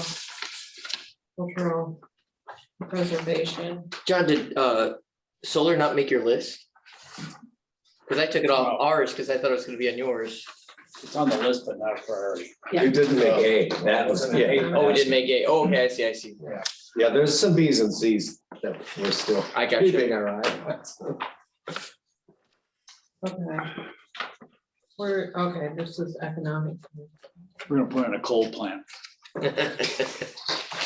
Not in my backyard. It won't be, it'll be close. I think you should be also review appropriate uses in C1, C2, and C3. That would be That's- wonderful. but- That's on our list, it's just not A. Okay. Everything can't be an A. Exactly. So that's fine. Some slack here. Okay, good. So we'll look at housing, we think in March. That's the plan, correct? What's that mean? Look March at or it. April? Well, March or here, April. we'll go Oh, through okay, that. gotcha. We have to Yeah, do that, yeah. and Right. then, April's Yes. probably gonna be more. you think it'd be April? I think so. I mean, I 'cause think, March is kind of busy already. and text amendments and ordinances, I mean, it takes a lot of research. And you're gonna do some of it for her too, correct? Well, no, No. definitions. Definitely. Ordinances, I've already given some examples, but Okay. if the ordinance also has to go to the township lawyer for review, I mean, that's, Yeah, how long did it take us to do the ponds? 2 months? It's 2 or 3 months. Yeah, okay. I think that's Okay. realistic. that- So April. April, I would, right? More like April, Lene? Sure, that's, That gives you time. And the township lawyer time, yeah, okay, especially when you do 3. It's not like you're just doing 1. Okay, so are you thinking special hearing in April or no? no, Just the completed that we Yeah, as a information. commission would look Just at like it, a draft text amendment. Okay. follow the same And then procedure have we a did for special the, hearing. And then Waterways. a hearing in May, hopefully. yes, yeah, hopefully. And there is a different also time on budget requirement for hearings. those hearings. Except- There's a No. different time requirement, I believe, for the hearings on when you're doing proposed ordinance changes versus just say, okay, we're gonna have a special meeting, you have to post it within 7 days. I think it's a There's little longer for this. Like just like a rezoning or a special use, the hearing is a 15-day notice. Okay, It is different than like the Open Meetings Act, which is 72 hours, I think. Right. But we also have, the May meeting is moved up a week, I think, because of Memorial Day. So, yeah, okay, I'd like to get something going soon. I mean, okay. Thank you. I think that's good. So is there, I'd like to suggest a process idea. When we get to the point where we've had the presentation that this group's considered each of the three groups, and we have sort of a list of which ordinances are probably going to be in a public hearing, I think it would behoove us at that point, before we post the hearing, to make sure that we have and this is probably, maybe it's Lene and the chair of the group, have a conversation with the Commercial Record and the Holland Sentinel to help get these messages out. Because, when we post things on Facebook and we have 400 people that get our email, it doesn't get to everybody. Yeah, I was thinking of some similar lines, John, is that has to do with preparation. Yeah. And I'm new, so I don't know anything. But, once we get our ducks in a row as to what we want to say to the public, and then preparing for that event. Yeah. Including communications to. And maybe it's a really press important release, Because if we but hit people cold turkey, they're gonna, right, they'll be here for a day, talking. because we do want the But I mean, public to float the know, idea and we want them to know what we're working on. have it be accurate And information. accurate, Yeah. and that still doesn't guarantee it'll get in the No, paper but it accurately, helps. but I think it's in our interest Yeah. to foster that. I mean, if it's accurate, and well communicated, you probably have less people here. Mhm. If it's vague, Right, then you're gonna have or everybody. over here, which is incendiary in bad, but some I'm way, just saying, so. it's pretty clunky. so we're gonna work on housing first, have the hearing, send that to the board. While that's kind of going to the board, we'll be doing economic development, and then we'll do the rural. Is that what I'm? That's the order of it, yeah. Okay. It's exciting. I think You know, so, John, too. on the communication, you could also include in there some typical questions that might arise and just answer them. That's a Sure. good idea. That's what we, Yeah. that just saves even more time. Uh-huh. So maybe talk to some residents and say, what questions would you have? There's 10. Getting answers to them and then, oh, I don't have to show up. I understand. And I think it'd be good if, let's get the quorum, we don't have 7 right now, but until total, but 2 or 3 of us in this room, whether it's 2 of us, Daniel and Lene, I think should talk together about crafting Yes. a release and what points and perhaps questions we want. Right. Because And I think it would be really valuable in that conversation to have someone like Denise in that one representing housing. When you're talking about that. no, I said Yeah. that, yeah. Oh, okay. And then, yeah, just have someone that's also on that committee. But offer up the chair and. Yes, exactly, Right, sure. right. Okay, no, I think that's really good. Thank you, Lene. You're welcome. Is there any thing else we need to talk about with the planning list? Just not on this list. I think I can get to, now that we're chunking it, I appreciate that. So I think I'm great. And yeah, I'll be working on that. I'll let the attorney know, and I'll also let the other planners know. I have just 2 other things I wanted to bring up, but do you want me to do that under item C, staff update? It does, what would you all like to have Yes, that at yeah. number C? Yeah. Okay, Okay. we'll wait to see. Thank you. Because we approve that agenda that way. So, moving on to Township Board update. That's because you're dying to hear my board update. Yes, aren't you? I am. All right. So Township had its monthly regular meeting on February 9th.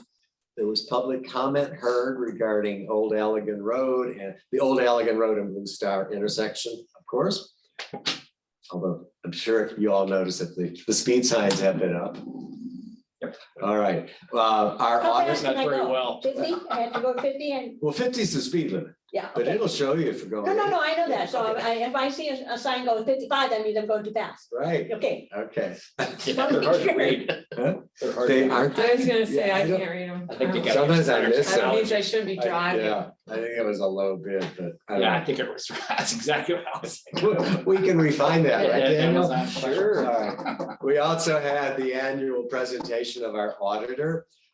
We'd had this in hand to read, but again, it was an extremely positive report on the financial health and the financial operations of the township. He noted that things had improved consistently over the last 2 to 3 years. And I think that's on the website if you, what? Thank you. for Well, it's a that, team John. effort, but we've done a lot of good things, like we've increased the percentage of our funding of our pension plan. Mhm. We're hoping to get off the state watch list soon, since that had been overlooked for a while. So anyway, then we appointed a gentleman, some of you may know, Chris Bernhardi, who is a member of the fire department. He is now the township's representative to Kalamazoo Lake Sewer and Water Authority. Good job. We were presented, we had to either take action or decline, and we declined on 2 fronts regarding holding a public referendum on becoming a charter township. That's a result of the 10-year the census. Because of our size, we could go down that road. We chose to not pursue that at this point. Why is that? I mean, what's Oh, there's a the, lot of reasons. Charter Okay. townships, there's more restrictive, rules, there's a larger board. okay. Do you throw in some things, Lene, here? I guess not. No, I'm here. Do you work, have you worked at all or much with charter townships? Yeah, so Caledonia is a charter township. Okay, Mhm. so what would you say some of the biggest differences? Well, I mean, Denise, you brought up the one with adopting ordinances. I mean, that's a big one that they have 2 readings. So you don't adopt an ordinance the first time, you hear it and then you hear it a second time and you can adopt it at that second meeting.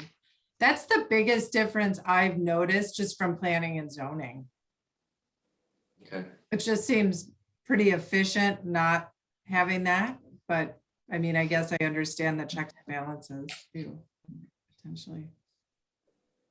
The other one that we punted on was, we were asked by the county to consider putting on the ballot this year, rejoining the Allegan County recycling program. The thinking there was, it was what, 4 years ago, I think, that the township overwhelmingly voted to pull out of that program. And now that we have such a strong recycling tri-community committee, we're looking for recommendations and things. Things have already happened from that committee that we're doing without charging a millage to voters. We updated our personnel policy regarding language on office closures during snow and bad weather. We're going to follow the lead of what Saugatuck Public Schools announces, just to make it more consistent. And we added President's Day as a paid holiday. And we now have the same number of paid holidays as the county of Allegan, which we thought was a good benchmark.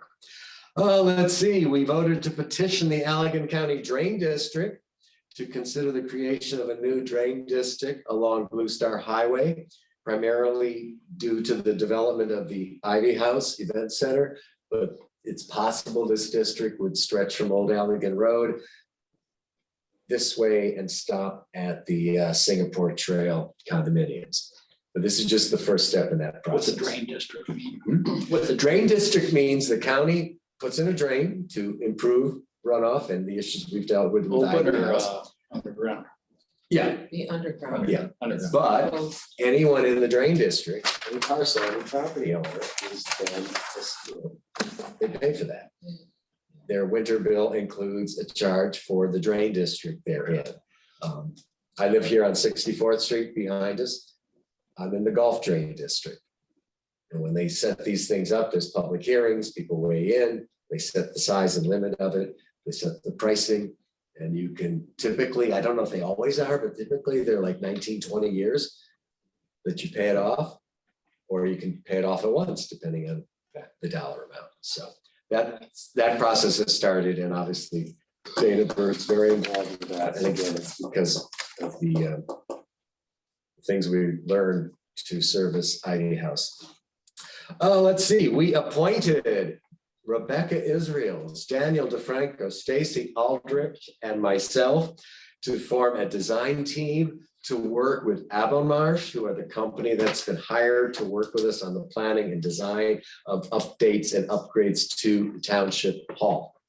And we started that process because up to this point, there wasn't a committee working with them, and they were thrilled with this because that's how they're used to working. So then we had a 2-hour quarterly board workshop on February 16th. The main thrust of this, well, there were 2 items. We had a group discussion on how we might spend our American Relief Plan Act funds. We reviewed what you can and cannot spend things on. And also, the ones that seemed to be the most popular amongst us were improved broadband and internet, the office upgrades, and expanding zoning and enforcement time top the list. We have 5 years. We don't have to spend these funds until 2026. We have to start reporting to the federal government at the end of this April if we've spent any money. Even if we haven't, we have to say we didn't spend any. So it's a process, but we're just to remind you, we're receiving $350,000 from ARPA. I would say the expectation of the community is to spend it. Oh, yeah. Yeah, if they even know. Again, we've got ideas, and we've received half the money, but it's safely in its own.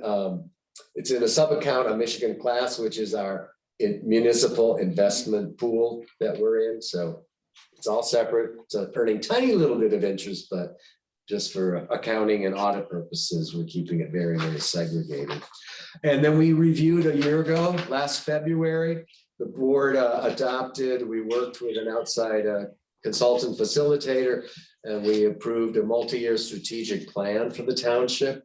And we reviewed this point by point at the February 16th meeting to assess the things. Some of the things have been accomplished, some are still in the works, and some haven't had as much attention yet. And again, that plan, I could still do that if you want. I was going to send everyone the strategic plan and visioning statement. They're on the website. Anyway, It's on the website. I said, I always like to get my own thing. And you know what I do I then? know. I print it. Anyway, sorry. If you have time tomorrow, you can. I'll get to you next week. The next board meeting, speaking of next week, is next Wednesday, March 9th, 6 o'clock right here. Thank you, people. Thank you for your indulgence. Thank you, John. Lene, you had a few things to update us on? Yeah, I was just reading our billboard standards, so we do have quite a few standards for billboards on the highway. So your group should maybe look at that and kind of map them out and see how many more billboards we could get. You can't have more than 3 every mile. They have to be 1,000 feet apart. They can't be within 200 feet of a residential zone or residence. Oh, that's interesting. They can't have flashing That might lights. keep a few out. I don't know. Anyway, I just think it's important to look at section 40-634. That would probably be a good place to start. Anyway, I wanted to give you an update that I've got some sticky notes here. spoke with the state. I think it's Kyle Alexander about the Van Horn property, just to get an update on the permitting. I was informed that Eagle has not finished their review yet. He believes that they might have their review done in the next month. But that the woman who was doing the modeling for the pond was in a grave accident at the end of December, and she's uncertain whether she's coming back. She's unfortunately in a coma. They're a new person, but they were thinking that new person would help this other woman. We wish her the best and healing. But the new person, of course, is getting up to speed, and she reviews all the water models for sand and ponds, sand mining and ponds for the entire state. So needless to say, this is an important issue, but it might be another month. And that was really it, that even though the water has receded in the pond, and we've received some surveys saying that the water itself, the area is less than 5 acres. The state did tell me, even though it might be less than 5 acres, it was built to be a bigger than 5. And at one point there was more water than 5 acres. So it will be treated as if it's more than 5 acres. So I thought that was interesting. But really they have to finish the modeling. You know, I guess in the last several months, the modeling, what was originally submitted, there were, you know, the state wanted different things, and they, you know, they went back and forth a little bit as to like what the parameters were in the model that was provided in terms of the water levels and stuff. And now the state has what they need, but he said again that it might be a month or more. And that the sand mining and the pond permit, he said they're sort of one and the same. I mean, they're separate permits, but they're related. And so they wouldn't issue one without the other, without a finding on the other. So they're kind of happening at the same time, I guess is my point, that he described them as one and the same. So I guess it's just important to know that the state issued anything yet. They haven't come up with any kind of finding that Mr. Van Horn is still in the process of getting his permits. So this is still a use that is active in that he's, you know, working on these permits. There's not much that he can do. He's waiting for the state, and the state doesn't have all of the staff that it needs to really handle this type of work across the state, frankly. Last time I checked 6 months ago, there were 1,400 sand mining or sand pond operations in Michigan. That's a lot. I don't know what their sound goes. I'm sure it's gone up with the state taking local control away. Yeah, so I just, some of the neighbors asked what was up, or even asked if like the permit could be revoked because they haven't started within 6 months. It's my position as the zoning administrator that they're working on getting their permits, right? Like they are, you know, they do have an end date, but right now they're working on their permits. Any update on top grade? Upgrade's coming in tomorrow at 11 to meet with us, and they want to resubmit, of course. And we did receive the report from the environmental, Outdoor Discovery Center? the EDC or the ODC. ODC. ODC, we came got in that just today? today. So I haven't even opened it. I haven't read it yet. So I'm looking forward to printing that out when I get to the hall tomorrow. For the March meeting, we have Scott Boscraft, his phase 3. He's he's gotten some approval letters since you last saw him. And so he's moving forward. Nothing from Eagle yet, but he did submit a permit request from Eagle. Again, you heard that what their timelines can be, but he did submit that. So he's got a revised site plan. The engineer did his review. I've got the fire district review. The county issued a soil erosion and sedimentation control permit. The drain office approved his plans as well. So he has a lot of approvals that you'll see in our review. Yeah, so that's moving forward. And then we also have a new dollar store, Dollar General, coming in for site plan review. Yeah, I think you all know where that's located. That's surprising. Didn't take long. And then I mentioned earlier, I've got the They meeting, did it the right way. Yeah. They did it the right way. the 2 other city planners tomorrow. I was just going to share with them this list of A items from the committees. I think it's important for them to hear what we're doing. John suggested I meet with them, and I appreciate that, because last time we met was like right before COVID, and then COVID, and I know. forgot No, that we did And I hope this. I hope it comes up. I'd be curious, because I haven't heard directly or even indirectly from either city their plans for the tri-community master plan review. Yeah, I put that in my email when I asked for the meeting. Right, I to know. Talk about that. Meaning, are they going to do a similar type of action that we've just done? I don't know. Or are I'm they not going talking to meet about- with us to look at the overall plan? Because the question is, do they have to exactly be the same? Do we have differences? No, and I've heard talk of them doing their own city-only master plan. But if they're participating, if we're keeping the tri-community master plan that we utilize alive, that we need to start that more. Formally. And back to what you asked about our groups, I've always seen it that our first focus was the ordinance tweaking and cleaning up.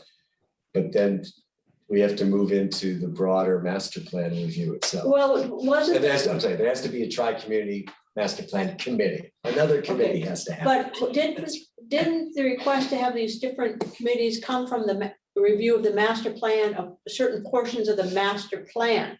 Which then led to looking at the ordinance. So in essence, this township chose, the board We chose to prioritize. look and focus on that master plan on specific areas, which is the affordable and, the Right. Blue Star too, but, and so you kind of did review, look at the master plan, And we did, and then And we we did. prioritized. yes.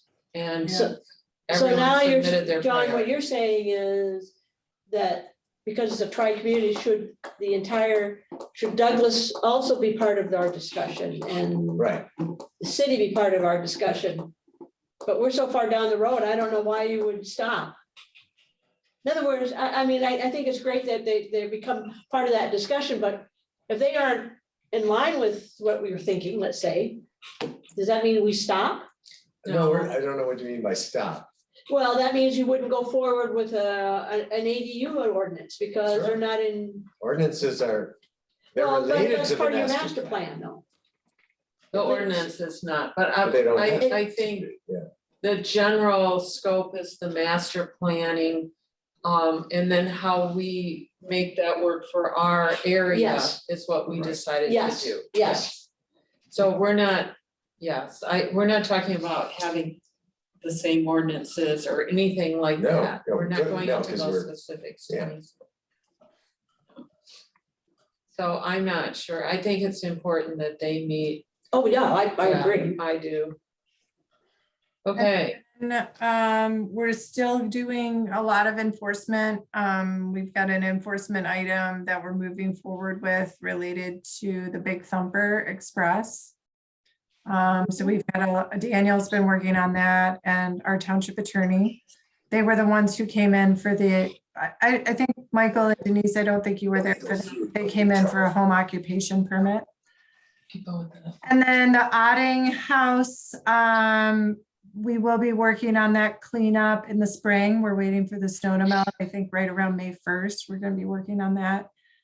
And then JARS, we have had a lot of back and forth these last couple weeks related to their certificate of occupancy and just some challenges when it comes to the contractor and the plans that the owner gave the contractor and whether those plans were complete and the same as the plans that the township approved.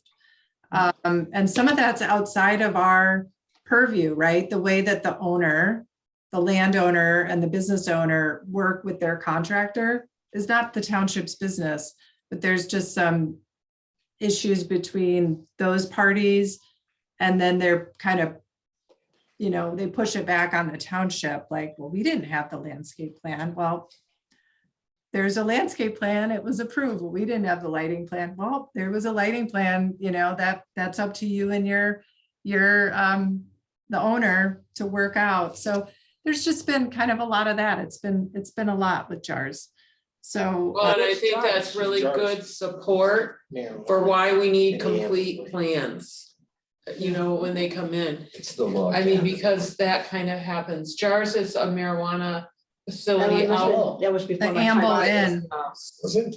It's at the Amble Inn. It's It's not, on the, no, it's But the that other didn't side come of to the, it. that didn't come to the planning Right. commission, did it? Right. it's just. Oh, that It did, but you weren't, it was That was before my time. 2019. Yes, Isabel's and two Um, marijuana retailers. Before my time. Yeah, and the highway, the overpass, and then there it is. Yeah, so Well, stick to your guns. so I think that after like last month's meeting, Becky and I talked and Denise as well, that I feel like as staff, I feel more empowered to be able to say to applicants, we don't have a complete submittal. We don't have everything on this checklist. We are not putting you on the agenda. I think folks often assume, okay, I'm going to get it in by the deadline and I'll be on the agenda. And I'm just going to be more assertive around that, frankly, and know that you have my back. I mean, I'm We do. being Absolutely. assertive, but now I know that you have my back in that. And if they want to, you know, say something to the manager or the trustees, or, you know, your planner's not letting us get on the agenda, I know that you're all here. This is the direction you've given me, and I feel comfortable living up to that. Well, and I agree, I agree. I think the more complete the application and the site plan, the less issues you might have later. Correct. Exactly, Yeah. like with JARS. JARS, yeah. And or anyone else who says, well, I didn't know. Yeah.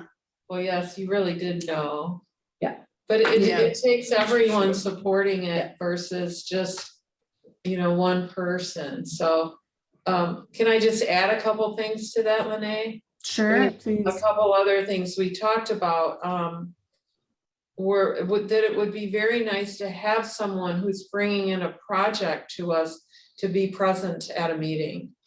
Well, I'm glad you're versus- saying that, because that wasn't clear, probably like the way that we do the agenda, right? Like the public's encouraged to, Right. But the project person, someone representing the project, would be helpful to have them here in person. Doesn't that usually happen? Did it tonight? No, No. It didn't No, it happen last doesn't month always with Mr. Bostra. No. I agree. I That's think what they we're should be saying. present. They should be here To- because they play these Yeah. games. I think it's easier to ask questions, to hear, that they be present. Yeah, and then at least the understanding is there, because there could be some elements of somebody saying, I didn't hear you, or, oh, I didn't hear you. And we had that with last month. We were, Sound issues. there were sound issues. So we just asked for one person to represent the project and be here, you know, and so that was one thing we thought was very important. And I mean, we had several things, but one thing we talked about. Lights off. What? Oh, Oh, you sorry. can hear me? Oh my Yeah, God. just mute. Please mute yourself. Go ahead and mute yourself. We did also talk about requiring annual inspections. And we also with our building operations person discussed a little bit that he felt that anything in C1, C2, and C3 should have restrooms and water facilities. And so I think it probably needs more discussion from us. So I think what we came down to is we have a huge list here, and we probably need to come together and just do a planning commission workshop. But I think right now, I would propose that we get through these three groups with the ordinance changes and then come back to this. I don't know if you can read all this, but, and you don't have to, I mean, I'm not gonna read it to you right now because I know you all wanna go home, but we did come up with a lot of things that would be really good to know. And just clarification definitions on all allowable uses would be helpful too, because some of them seem appropriate, some of them don't for different designated areas. And you know that, but if we could put together something maybe in early summer, that would be good. If that's okay. And then we would have another person on planning. We talked about checklists too. And Jennifer and I actually worked on, I mean, all we did is, or Lene and I actually took the checklist from the special approval use. No, we did site plan review.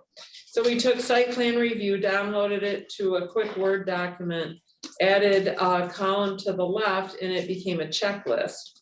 Well, so it's, you can do that with everything, with marijuana businesses, with all of this, but basically this review that I looked at is what Lene reviews anyway.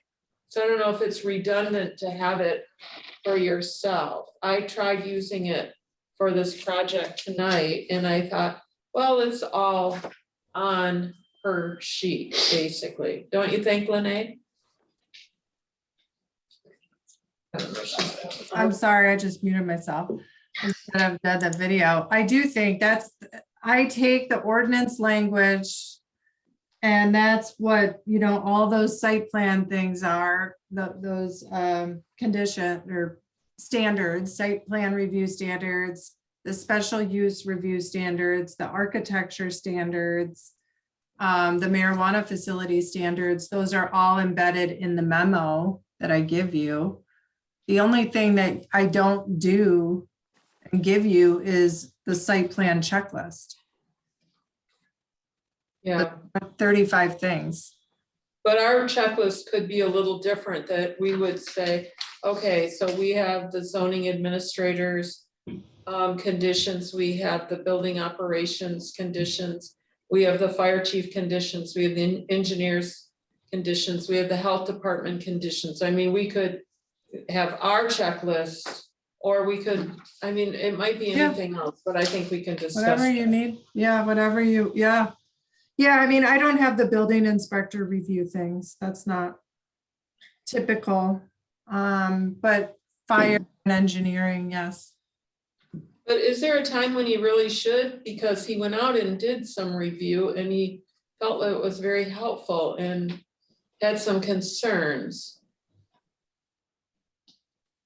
that bathrooms and things were put into buildings without any review.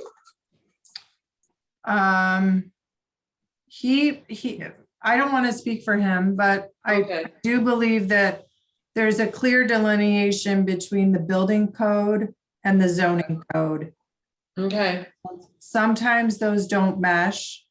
And I don't know about the building code at all. He does know about the zoning code and he does kind of understand some of it, but I think there's definitely a lane where he is the building code person. right. Kind of like the engineer. With respect to buildings that are already built and how maybe some of those building permits were issued with or without uses listed in the building permit, or like the occupancy permit didn't have uses listed. I think that's what he was weighing in on, like, had he been the building inspector when certain things were going through his process, there would have been more checks and balances, right? Like, because the use on some of those buildings, if we're talking about Commercial Boulevard, the building inspector at the time listed the use as storage.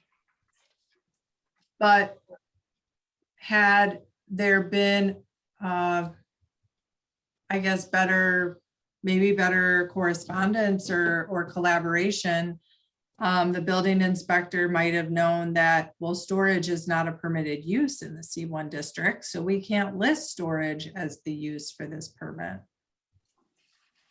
Right. I do feel like we have and Jennifer is so helpful with this too, is that we have, I feel like we have a really solid team now, and that we're all working, digitally. We know we utilize technology to communicate and to track things, and we have our whiteboard too in the office, and I feel like we have some good systems, and we're wanting to improve them. And there's commitment from Jennifer, from Eric and Dana and the fire district. Like, we are all speaking as one in a way, and it's really amazing. In fact, we're all meeting next week to talk about some of this. So, I think that we're on the right track, and maybe you're feeling like you guys want to help and be a part of it too. And by all means you can, but know that we're also aware of it, and we're kind of working on it ourselves too. Well, I think that's great, actually, but I just think the better we get, the more that things sort of rise to the surface, and those are things we learn that we can improve on. So it's really kind of looking at what we do well, but how can we do it even better? So I appreciate that you've actually brought in Dana and the fire chief and different people into that meeting next week. And I also, just in talking to them at different time points, thought it was really important for them to meet the PC, the committee. And I think that it was helpful tonight. And I know the chief is looking forward to being here, I think in 2 months, if possible. So, Cool. yeah, thank you. Yeah, Okay. thank you. No, thank you for having our back. Have it. Well, we just want to help. Is there any more staff updates, Lene? No, I think we were talking about that joint meeting now for April with the township board, an hour before this meeting. Is that right? You all Right, know yeah. that? The fourth Monday in April. An hour before our meeting, we'll be meeting as a group with the board, and it's a joint meeting. It's the annual. It's recommended by the Michigan Association of Planning that once a year, the board and PC meet together. Okay. We did it for the first time a year ago earlier in the year, but we had to deal with some changes. What's gonna happen? So it worked for the, Our PC meeting in April. it worked for the board and the board supervisor, and also for the chair of this committee, that whatever the Monday date is, we will start at 5 o'clock. The first hour will be the joint. April, The 25th? Whatever the PC meeting is, what is it?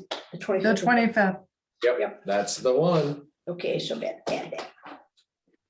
And who is doing the agenda for that meeting, may I ask? I would suggest that the planning commission chair work in tandem with the staff of the township. So. Let's the look at what we township did should last do year, because I mean. it? Yeah, I mean, a lot of last year was that really excellent review that Lene had done.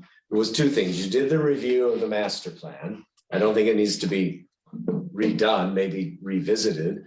And then also, isn't that when you presented your annual report, the statistics and? Oh, maybe. Yeah, Done think it That's a was. reminder. I need to do Yeah. my annual report. Yeah. so I think that'd be a good agenda item.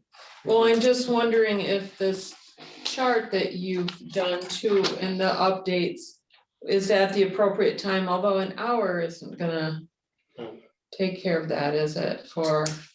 I think it's a good policy idea to piece? introduce, make sure everyone's aware. You don't have to talk through it so much as present it. Yes, because last year we talked about master planning. Right, yeah. And the priorities, but Yeah. now we've actually done some more.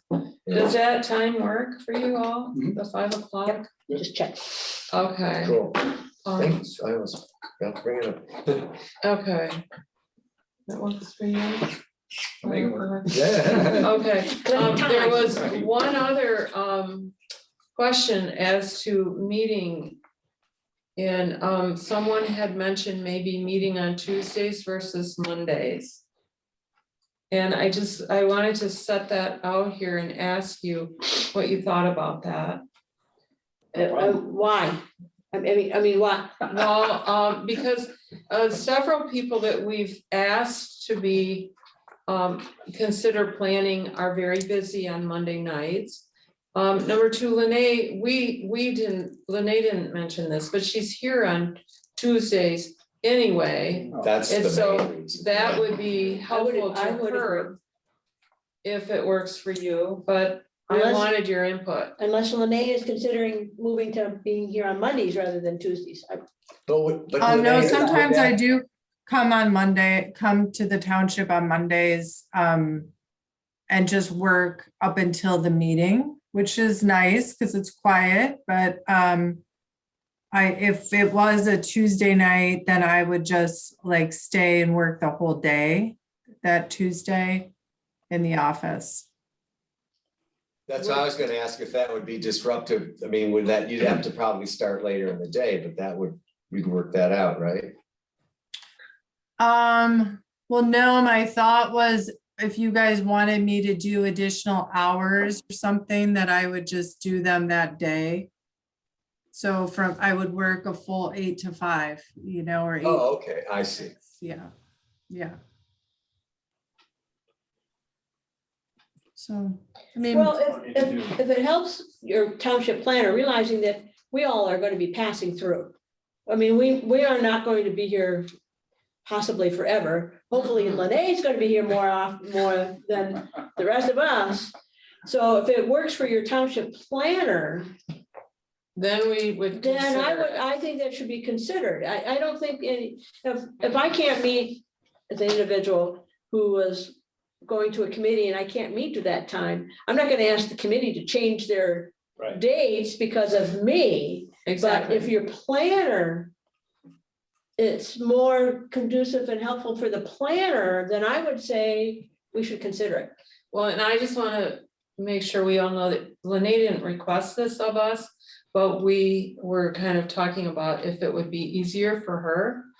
And we want to make it easier for her. Well, I think So it's. it's kind of up to her. Well, and I think it's better, and I understand Zoom and all that, but for Lene to be present, I find that with the times that you were here, it's more helpful that you're here than through the Zoom. today I had a childcare issue. Oh. I didn't want to leave my kids alone. And I get it. it was a snowstorm, but yes, I would be there.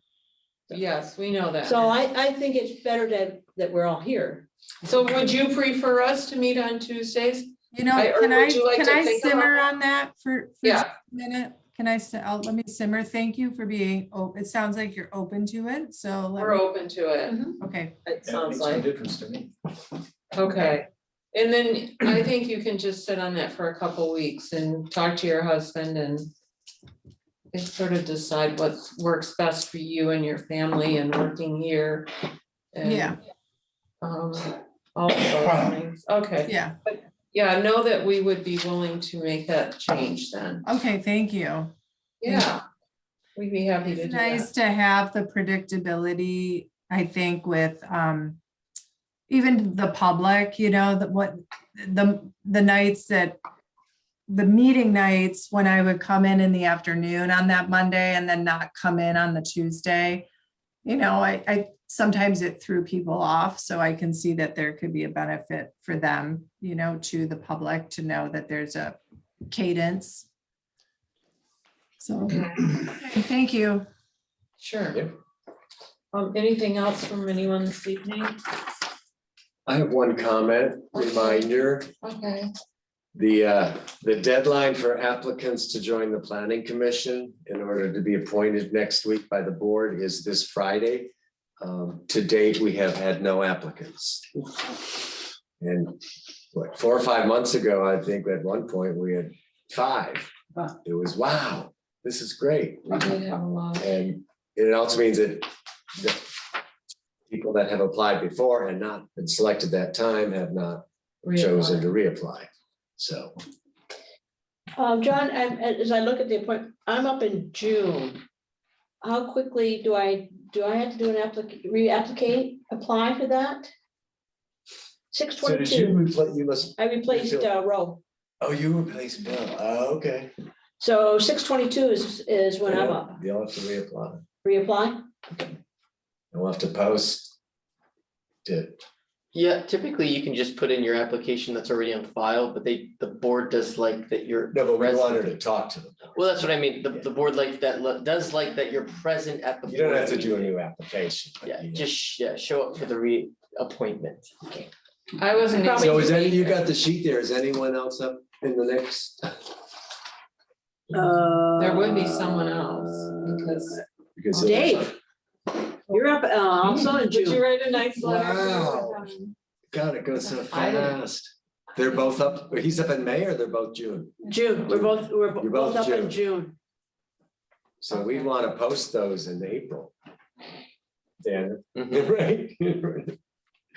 Note to self. Ah, You do have to post that even if you're. oh, yeah. Okay, Well, for a reappointment. we could post it in May, right? If it's for June.